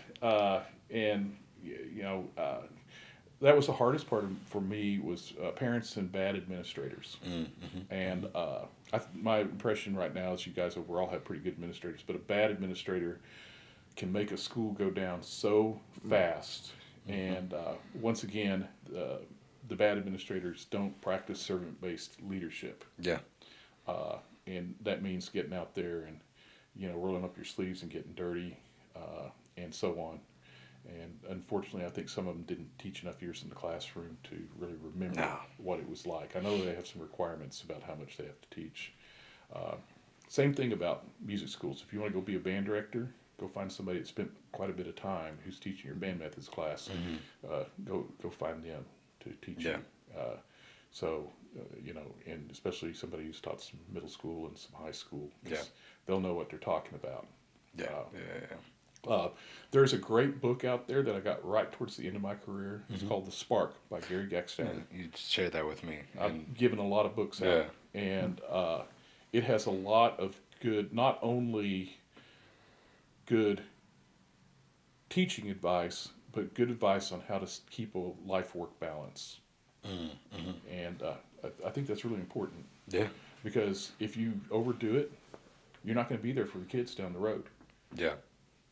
And we all get into this because we love music, but we love the experience we had in our own band programs growing up. At least I did. I do have a couple of students who've gotten into it because they love music, and they didn't want any kid to ever have the experience they had in their band program growing up. But the other thing is the kids kept me going. Yeah. Even the college kids, even the ones that were my age, because we did have a few that were my age, but I still call them kids. Watching them grow up, seeing what they get out and be successful, no matter what it is they do. I do have a lot of former students who are band directors, including a couple right here in this town. Yeah. And that's very gratifying because you feel like you've accomplished something. So, people will go. I meet people and they go, "What do you do for a living?" I go, "I'm a band director." And they go, "Oh gosh, that's so hard, and you don't make any money in it." I said, "Well, I didn't get rich, but I got rich in a different way. Yeah. Because I've had a rich life, and I've affected thousands of lives, and hopefully mostly in a positive way." Fingers crossed. Yeah. And of course, I always enjoyed the kids that were the most challenging. Yeah. Yeah. Maybe not their parents, but I enjoyed the kids that were the most challenging. Yeah, I just this was actually I was talking to Norm about the same thing basically, and he kind of shared the same sentiment. It's just like it's different and it's hard. 'Cause we were just talking about like me in that instance because being the sole percussion director, and like, I've got Curtis Hare out helping me. Curtis, I've known him doing a long time. Private lessons / masterclass / Right. just I have such a disjunct class schedule that it's hard for me to be effective with everybody. So he's been helping me out, which I've been super thankful for. But he just like he kind of brought up the same point. It's like people, a lot of band directors get a chance to start as the third band director, or they get to ease into it and things like that, and that helps with the longevity, as opposed to me who just like jumped in and then jumped even further by doing all the extra stuff that I do. Right. So, Yeah, winter drum line and stuff like that. Yeah, I know. yeah. And you got to be careful. And I haven't ever learned this art very well, but you got to learn to say no sometimes. yeah. You know. Yeah, no, I don't know how to do that. And I worked, because we went through a lot of drumline instructors, but a lot of them wanted to do winter drumline. And I said, while I think that would be beneficial, you need to have a life. Yeah. And, worry about winter guard. But we've gotten to the point now where you pretty much have to do it. Yeah. To maintain the success and the integrity of a program that's at this level. Yeah. And so that's where the whole marching band animal has gotten quite a bit out of control. Yeah. No, absolutely. And I tell my kids, don't go off, if they graduate in first job. The ideal first job is in a one high school town, one middle school town, Yeah. where you're the assistant, Yeah. and you have to teach at middle school and high school, because I've known some of these guys, they just go straight into high school and they don't have any contact teaching middle school kids, and you don't really learn all your instruments and methods classes. Yeah. uh, and I had a couple little holes in my education. Part of them were my fault, that I was going through so fast and taking so many hours.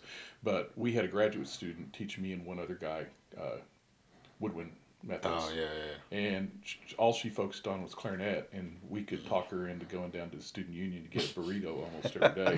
So I got out and I didn't really know my woodwinds. Yeah, And, yeah. So what I did was during in sixth grade, because we started in fifth. In sixth grade, they basically restarted them. By the time they hit seventh grade, the tone quality was amazing, because they were, on their third year playing horn. Plus, we were talked about intent. Make sure you're doing everything right, because you only get one chance to teach a beginner a concept one time.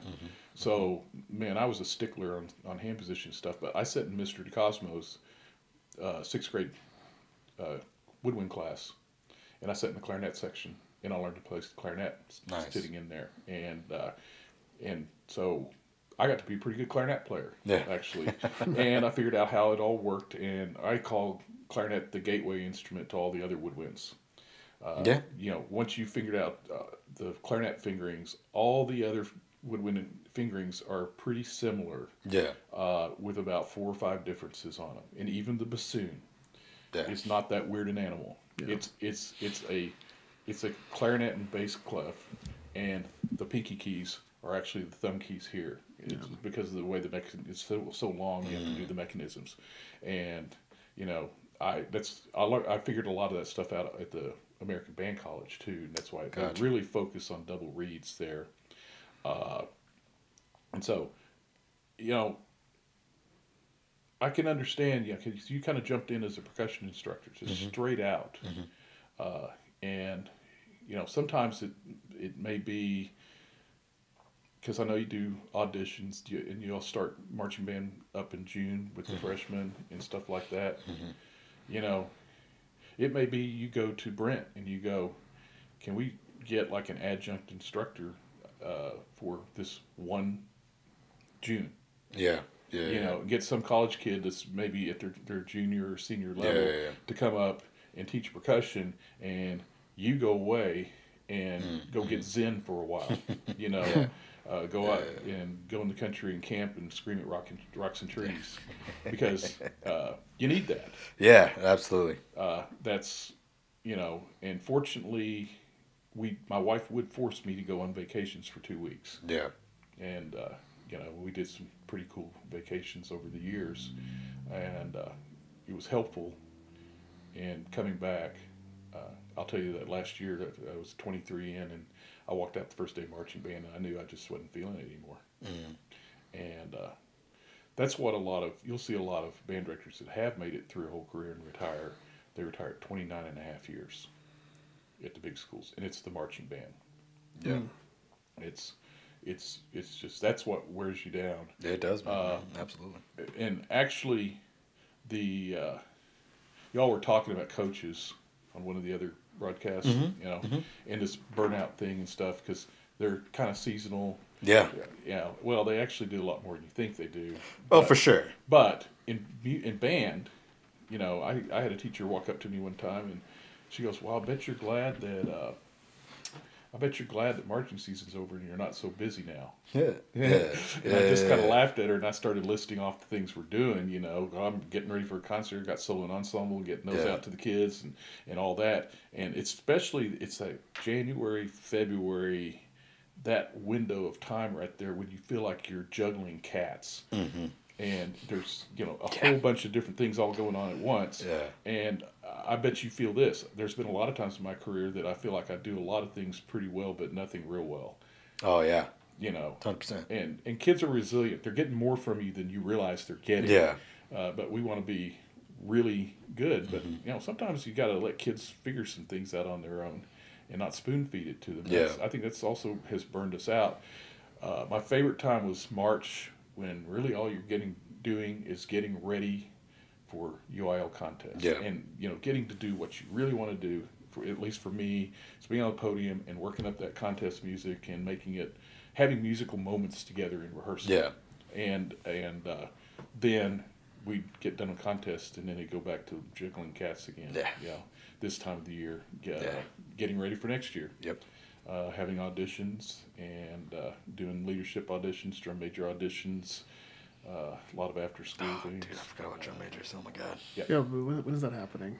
Thursday. Oh, is it Thursday? Okay, here's what I did. Yeah. Oh god. Here's what I did. Okay, I would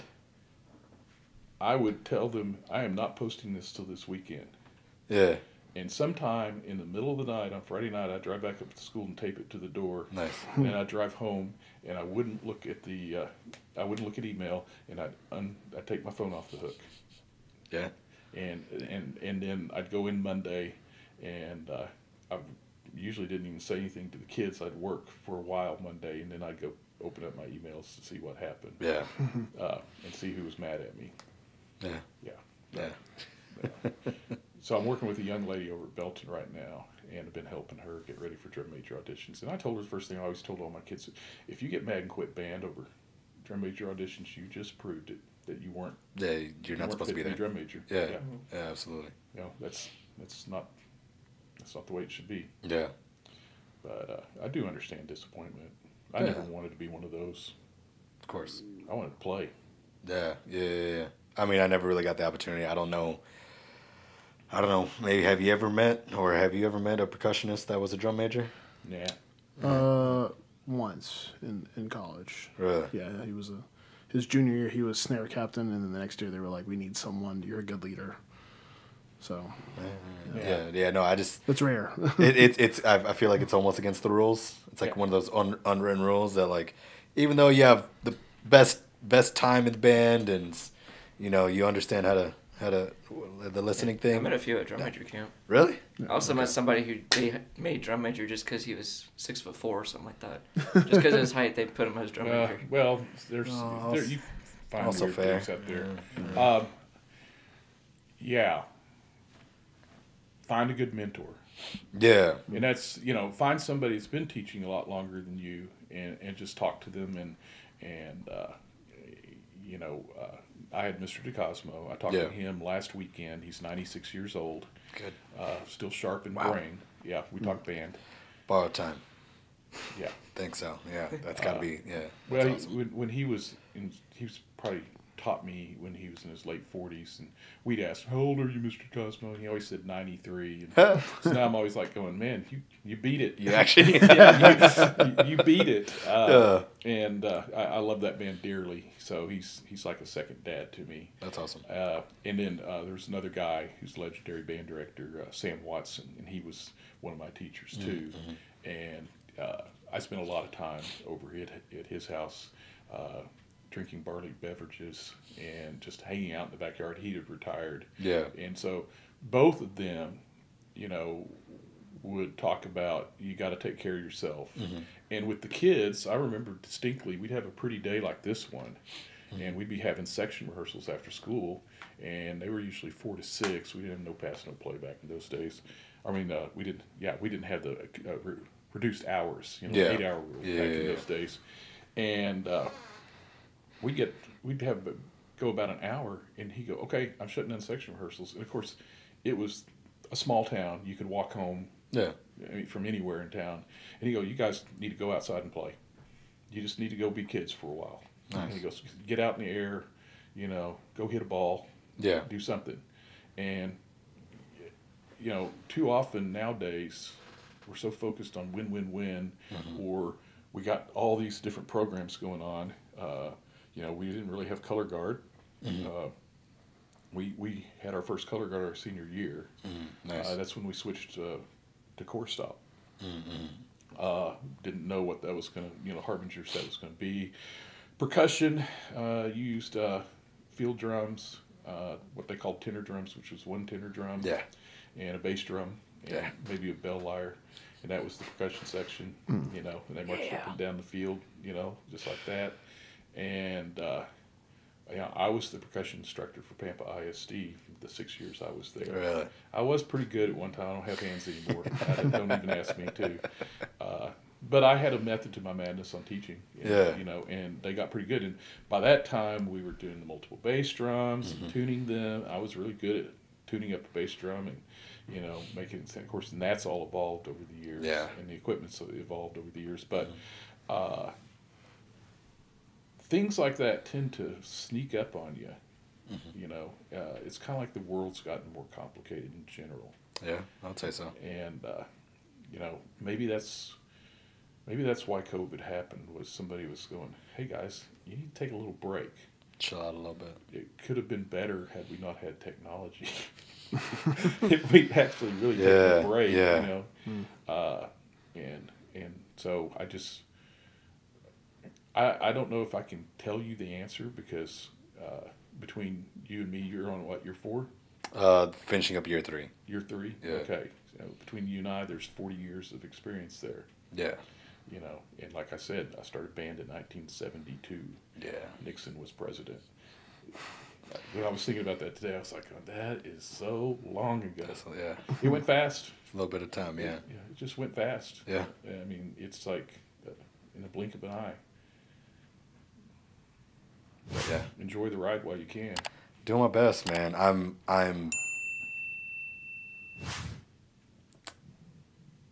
accepting a little bit more things for what they are.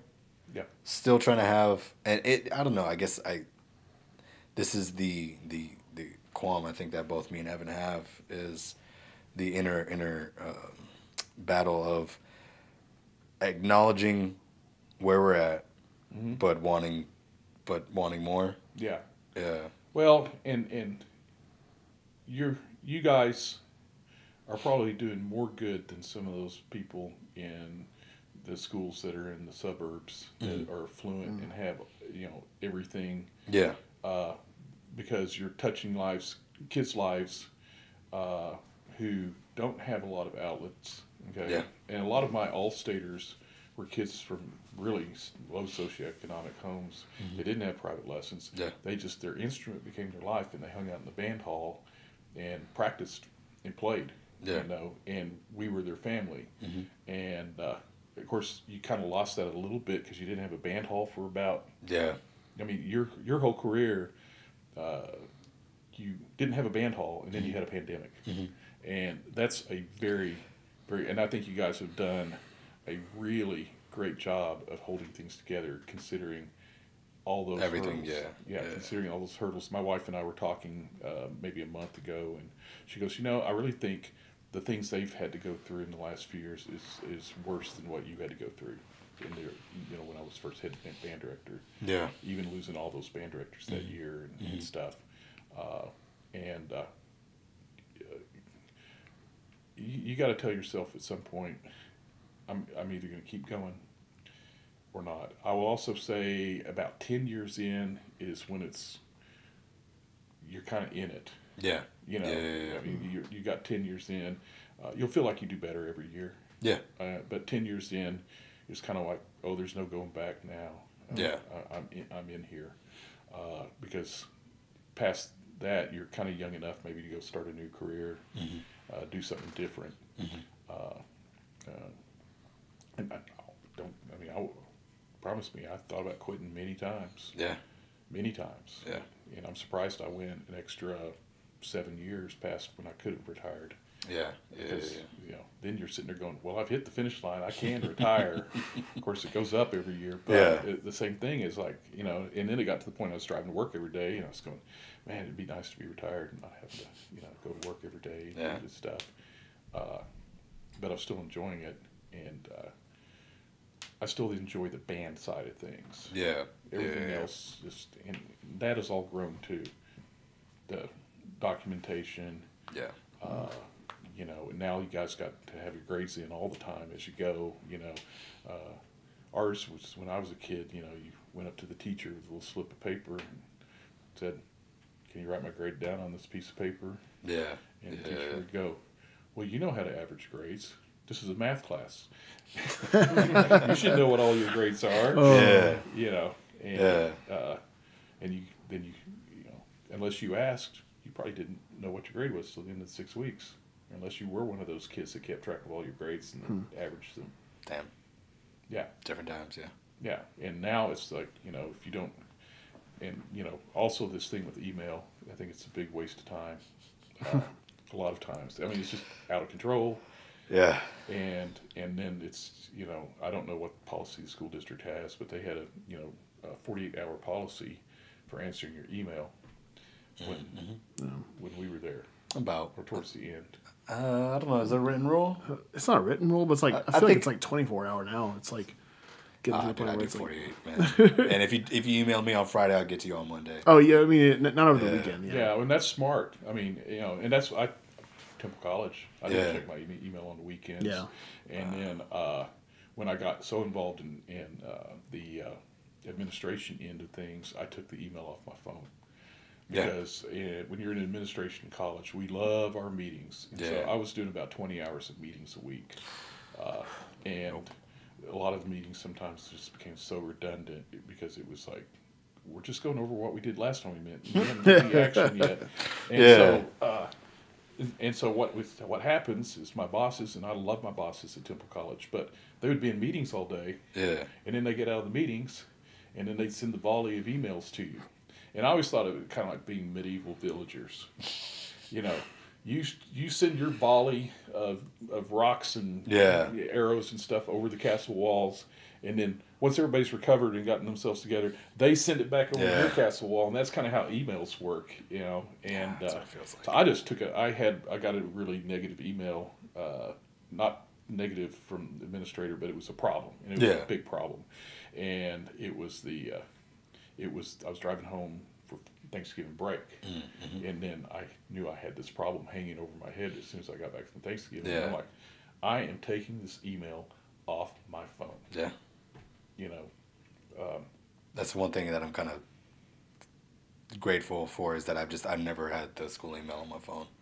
Yeah, well, I did it when I became an administrator. I kind of felt like at that point I needed to do it. Yeah. And now I check my email. I tell people you better text me because I'm not very good about checking email anymore. Yeah. But yeah, and that wasn't a thing until What, last 15? Give or take? 20. Last 20? 20. We were way ahead up in Pampa on computer technology. And so when we both got to our respective schools down here, we were the first teachers in the school district to ask for a computer. Oh, wow. But, you know, I was doing parent letters and all kinds of stuff on the computers. And we didn't have email yet. There was it was kind of like a chat group called Tenet. And it was teachers, I couldn't remember what it was, Texas Education Network, whatever. Something. And it was very, very prehistoric. Yeah. And I didn't have it, my wife had it. You could talk to other teachers. And then it kind of became, you know, eventually that stuff became email. Yeah.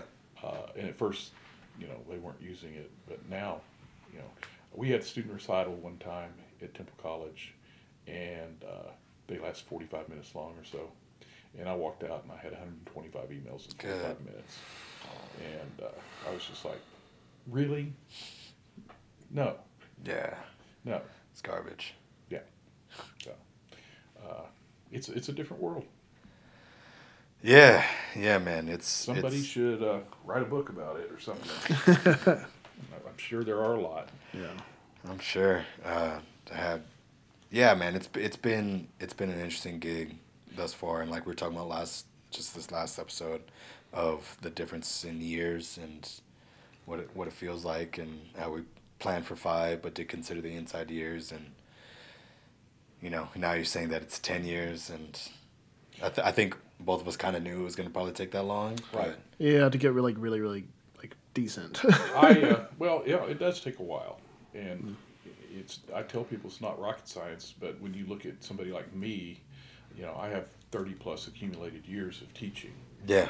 And you know, I'd say 5 was when I got to Pampa. The second band at the middle school was my band. Yeah. And the first year I didn't take them to contests, and I wasn't ready, and they weren't ready. Mm-hmm. In the second year, I took them to contest and made straight ones on stage and made straight threes in sight reading. Damn. That's before they had the sight reading tunes written, so it started on a upbeat of 3. 8-note upbeat of 3. I didn't even know how to conduct that. And in retrospect, Oh, boy. That's terrible. yeah. I mean, Some and Beethoven stuff. Da, da, da, da. and for 7th and 8th grade kids, and so they kind of really flubbed the beginning and lost all their confidence. And in retrospect, smart band director, old band director, I would have just told the kids, I'd go, we're going to start in the downbeat of 1 there and leave that pickup note off. Yeah. What could the judges say? They just go, okay, you left that 1 note off. And most of the time, they know enough that they go, that was really a smart thing to do. Yeah. And so, and then the third years when I started, and it was kind of like I'd get a 2 in concert and 1 in sight reading, and then, and so that 6th year I was there, I think it was the 5th year I was there, is when we got the straight ones the first time with the second band. Nice. And I always told my second bands, and I did non-varsity bands until I got the Rosebud, and that was basically a non-varsity band. Yeah. and they anyway, we started playing up a couple of lists with the second band, and they started getting really good. But I've enjoyed doing non-varsity bands. They really made me what I am today doing those, because they really made me teach. Mm-hmm. And when I was at Temple High School, I not only did the wind ensemble, I did the 4th band. Oof. Yeah, no, and I loved working with the 4th band. And I would tell them, my job, what I want to do here is, because most of you are freshmen, is get you in the wind ensemble someday. Yeah. And I always kept track, and my record was 16 of the kids from the 4th band made it up to the wind ensemble by the time they graduated. There you go. And we all learn at different speeds. Mm-hmm. And as I used to also tell the kids sometimes, the reason you're behind is you spent too much time with your head turned talking to the person next to you when you were in middle school. Yeah. And so, we just worked really, really hard. One of those kids wound up being a drum major eventually. Nice. Wow. And shout out. I learned, that kept me on my toes as a teacher, because those kids in the wind ensemble, they played well enough, I could pretty much, I was just kind of, spirit guide to getting towards the end of things. Yeah. And so it was Bob Floyd. We used to have a cool in-service here at Temple, and we did all of the Region 12 in-service at Temple High. Yeah. And they split it up by content, and so all science teachers would have in-service. And it was usually February for about 2 days. Yeah. And so we had fine arts in service. We had a band in service, and we had Robert Floyd in. Nice.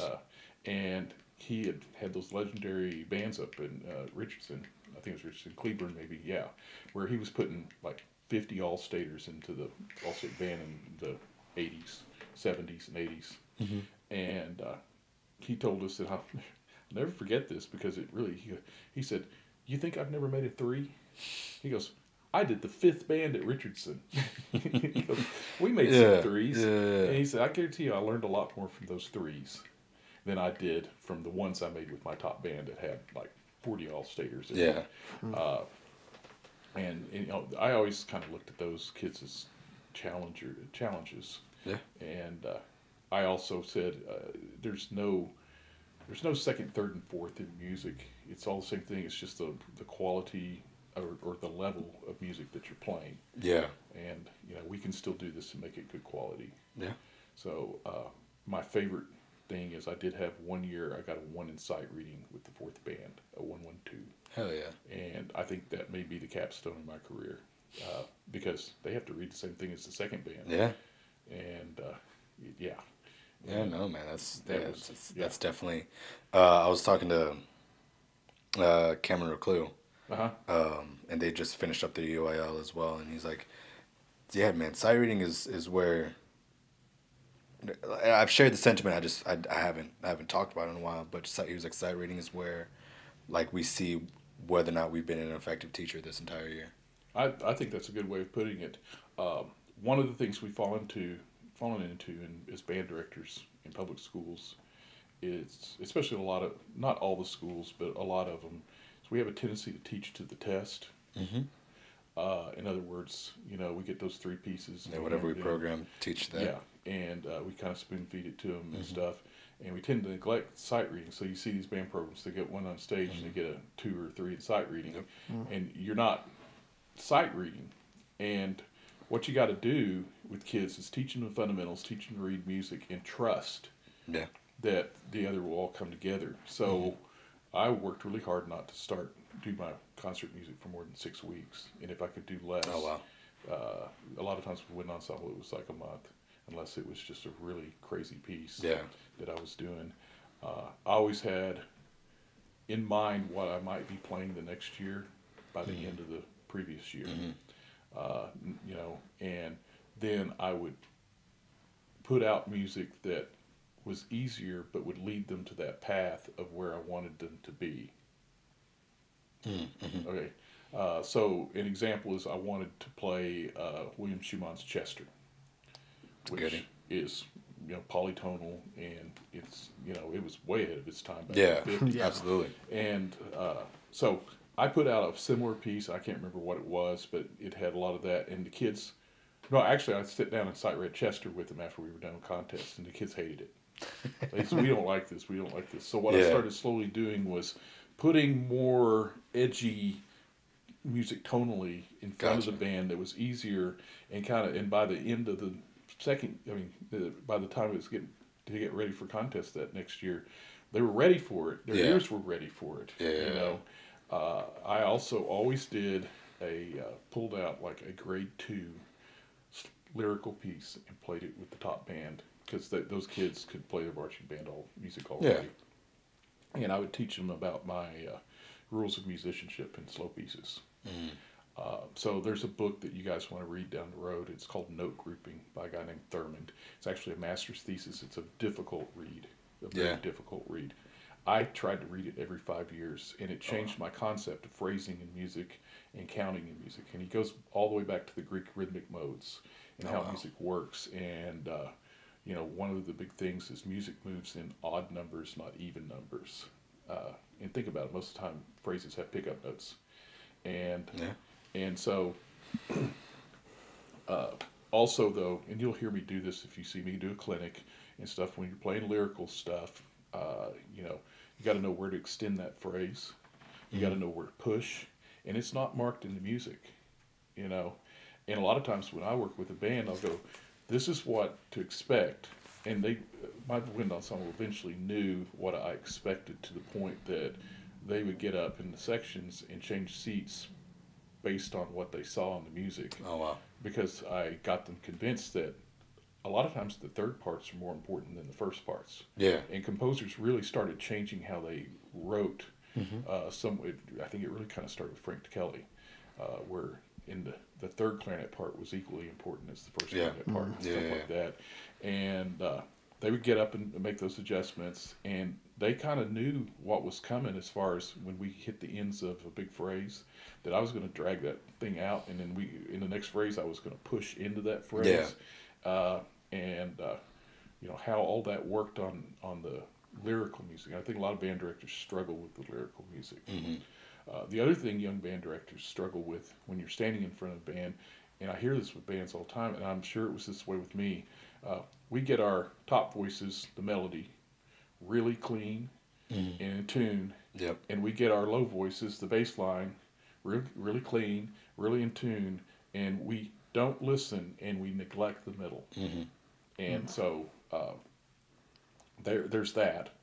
And then I developed some metronome exercises to install internal pulse, so we wouldn't have to use the metronome all the time. And that really, really helped a lot, because I think I love the metronome as a tool, but setting a metronome up behind a band and just letting it beat incessantly, they become dependent upon the metronome. And I walk in and I see the technology band directors and they have their metronome, or I walk in and the same thing on tuning. You got to teach kids what they're listening for on tuning, and let them be wrong sometimes, and how to hear, and not only how to hear, but how to feel. You know, what they're feeling here, you know. Yeah. Because, you know, playing bass trombone in the symphony for 24 years, I'll be honest, with that whole symphony up and cranking, I don't know what's coming out of the end of my horn necessarily. So I have to do it off of muscle memory and feeling. Yeah. You know, and on trombone, you can tell if it's in tune by the amount of resistance you have where you've placed the slide. And the other thing about tuning too is you can tune to A440, but I've never known a band or an orchestra to stay at A440. Yeah. And so it's kind of coming to an agreement on things. That's why I think that people with perfect pitch, it's partly a handicap. Yeah. You know, because it's always a constant agreement on tuning. You know, you're always having to make adjustments and listen and stuff. And then I know it's cool that the Tonal Harmony do, you know, the adjusted tuning. Yeah. We do that naturally vocally. Yeah. I mean, that's very natural.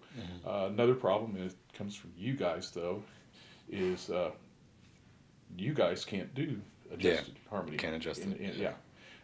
Used to drive me crazy that the orchestra bells in the Simple Symphony were like 2 cents flat to the orchestra. And then of course as the orchestra goes up, it sounds flatter and flatter. Yeah. That's when I did a bunch of research and discovered that nowadays they make keyboard instruments 442. 442. Yeah. It's also because of the decay, but they didn't used to do that. Yeah. And you know, that's something else that I used to do. Is if I had a question about something, I'd research it. Yeah. You know, and why do people do this? Or if I saw something different, and also I would go off the beaten path. Often, you know, I have a thing about ankles and feet. You know, Okay. I believe in foot padding to start teaching a kid. Yeah. But there comes a point when you need to turn the foot pad off. Yeah. Hey, it doesn't sound good on the stage. So teaching music appreciation was really interesting because we'd make these kids go in college, go to concerts and then write a report on it. And often they'd make observations that a musician would never make. And so I had a kid that had been in the highlighters back in '82. Yeah. And, you know, you get older students. And so he knew some. He'd forgotten a lot. But he was at a TJO concert. And I'm sitting there playing my trombone, you know, grooving along. And then I get into something. And he said, "Didn't you cross your ankles like this?" He goes, "Why do you cross your ankles?" I was taught in band to always have my both feet flat on the floor. So I could tap my foot. And I said, "I don't know. Next time I'm playing in rehearsal, I'll think about it." So I started thinking about when I cross my ankles as opposed to when I'm grooving along and patting my foot. Yeah. It's on the hard passages. And so it puts the pulse up into my head when I'm counting those harder passages. And so I've started a lot of times with groups when you're having a hard time holding things together. Because you get the incessant foot patters. Usually it's a flute player who passes totally out of time, too. Yeah, always. And I'll go, "Everybody lock your ankles." You know, I'll go, "I want you to lock your ankles like this and not pat your foot." And it's incredible how often things just pull together when you do that. You know, it's also like not conducting your group and forcing them to listen to each other. So, you know, I've had some band directors see me do that in region bands, and they're just like, your band director's not going to like what I have to say. But sometimes we get too rigid in the dogma of this is the way it's always been done, you know. Yeah. And with tuning, you know, I haven't used a tuner. I quit using a tuner about my 4th to the last year at Temple High. I would spot tune things if I couldn't figure it out. Yeah. But we created a hierarchy, and I stole this from a guy named Ed Lisk and his writings, but we created a hierarchy of who to listen to in the section, and there was always a go-to person in each section, and then we listened down to the lowest voice. And the intonation got a lot better after that. Yeah. Because they were actually listening. You know, and taught them what to listen for. And then I've gotten to the point where I had a saxophone player that was practicing in one of the practice rooms at Temple College, and my office was like 3 rooms away. But you could still hear clearly. And I ran down the hall, and I'm sitting there going, "You're playing 6 cents sharp consistently." And he's like, and he had a tuner in front of him. He goes, how did you know that? Because I can hear it. Yeah. It doesn't feel right. Yeah. Yeah. So, and it's also interesting in orchestras. Oboe players often do the tuning. Yeah. They will often purposely tune flat. Take a flat tuning note, because it's the brass's warm up. They go sharp. Yeah. String players, as they fiddle with their instruments throughout the thing and make adjustments, they'll go sharper and sharper. Yeah. And flute players I know that they played in junior high really sharp, but they can only go so sharp. Yeah. There comes a point they can't go any sharper. Yeah. So, you kind of start out a little bit below. And also tuning's kind of only a concept. I mean, they're still European orchestras that tune to 438. Yeah. Boy, I mean, that whole intonation thing, we could discuss for days. Yeah, man. I mean, yeah, and all of the different intonations and stuff. I think when we went to equal temperament, gave us the ability to do jazz, because jazz sounds wrong, not in equal temperament. Yeah. Yeah. Yeah, it just does. The 7 chords don't work. Yeah. And there's some cool websites out there that you can go listen to examples of different things with the different tunings, and they're really interesting to take a look and listen to, and Okay. Yeah, man. it's all physics anyway. For sure, man. Well, I don't want to keep you any longer. Yeah, my wife will be wondering where I am. Yeah, but just any final thoughts, ideas, words for the kids, life-changing Well, for statements? the kids, they're my heroes, especially these that have gone through the pandemic. Yeah, honestly, man. You guys need to take care of yourselves and understand that you've gone through something that no kids in school have ever gone through before. And with this online learning, which we're learning doesn't really work all that great. It for some people it does. Well, there you go. And then for the adults, just make sure you continue in it for the right reason. Yeah. And if you feel like you're not into it anymore, get out. Yeah. I tell people who get into this profession, if you're not totally passionate about it, you're in the wrong profession. Yeah. And that's kind of my parting thoughts. And just be good to people. Be good to people. Do good things. Simple enough. As I used to say to student recital every day, be good, do good. Yeah. Yeah, man. Thanks for having me out. I appreciate you being on, I can man. ask It's been Okay. fast food question. Oh yeah. Okay. There you go. So this is fun game we like to play out here. So the KFC, Taco Bell, Pizza Hut, Yeah. All three together. all three in the one. Yeah. All right. Now I need you to imagine that it is every fast food joint ever at the same ordering bar, right? Okay. So you can pick and choose anything from anywhere. What's the ultimate order? That's fun. And you can get as specific with it as I you don't want. eat that much fast food anymore. Chick-fil-A spicy chicken sandwich. Okay. McDonald's fries, as long as they're fresh, and I don't have that one little pinky toe fry. Okay. Yeah. Yeah, and a Sonic cherry limeade, Okay. and that would probably do it for me. If I was going to do I don't do desserts. I've never been a No. dessert person. Definitely, No. man.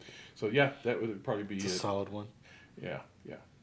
I think I think everybody's either said McDonald's fries or Chick-fil-A fries. Just about. Just about. Yeah.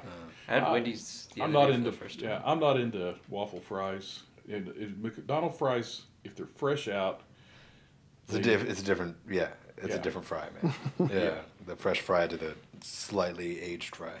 there's a cool thing that you pick up on Facebook. It's that Southern thing, y'all. Yeah.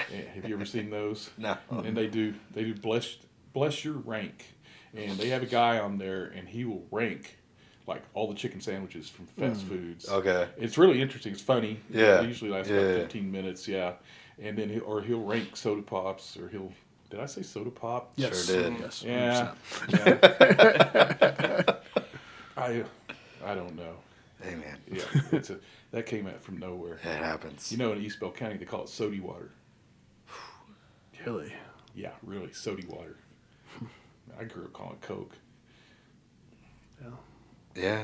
But I don't know why soda pop That was just, yeah. popped out. Maybe Yeah, I'm man. turning into a Yankee. I don't know. I think I just got a notch on my Southern card. Yeah, Yeah, man. you did. You But definitely- yeah, anyway, I think that would be my It's a solid meal, man. go-to meal. Solid meal. And, back when I was fat, I used to eat 2 of those spicy Chick-fil-A's a day. Oof. Nah, I get it, man. The spicy. If I'm gonna get some from Chick-fil-A, it's gonna be the spicy sandwich. It just hits different. I do like the nugs. Uh, No, with the Yeah, with yeah. the buffalo dipping sauce. There you go. I like me some nugs. the buffalo dipping sauce. Yeah, that's something that we haven't talked about. Is the sauces. True. Who's got the best sauce? True. But anyways, man. No, absolutely. It's been a pleasure. And I know. All right, I mean, thanks a lot. we could talk about anything and everything for, Yeah, probably I 2 know. days straight. But Well, I can talk band just forever. yeah, man. Well, I would hope so after 37 years. My wife doesn't want us to watch this because she'll hear all the stories that I've told over the years over and over again. All right, Hey, man, thanks. but thank you so much for everybody that's been rocking with us all the way to the end. Appreciate y'all. Y'all be easy. Peace. Thanks, guys.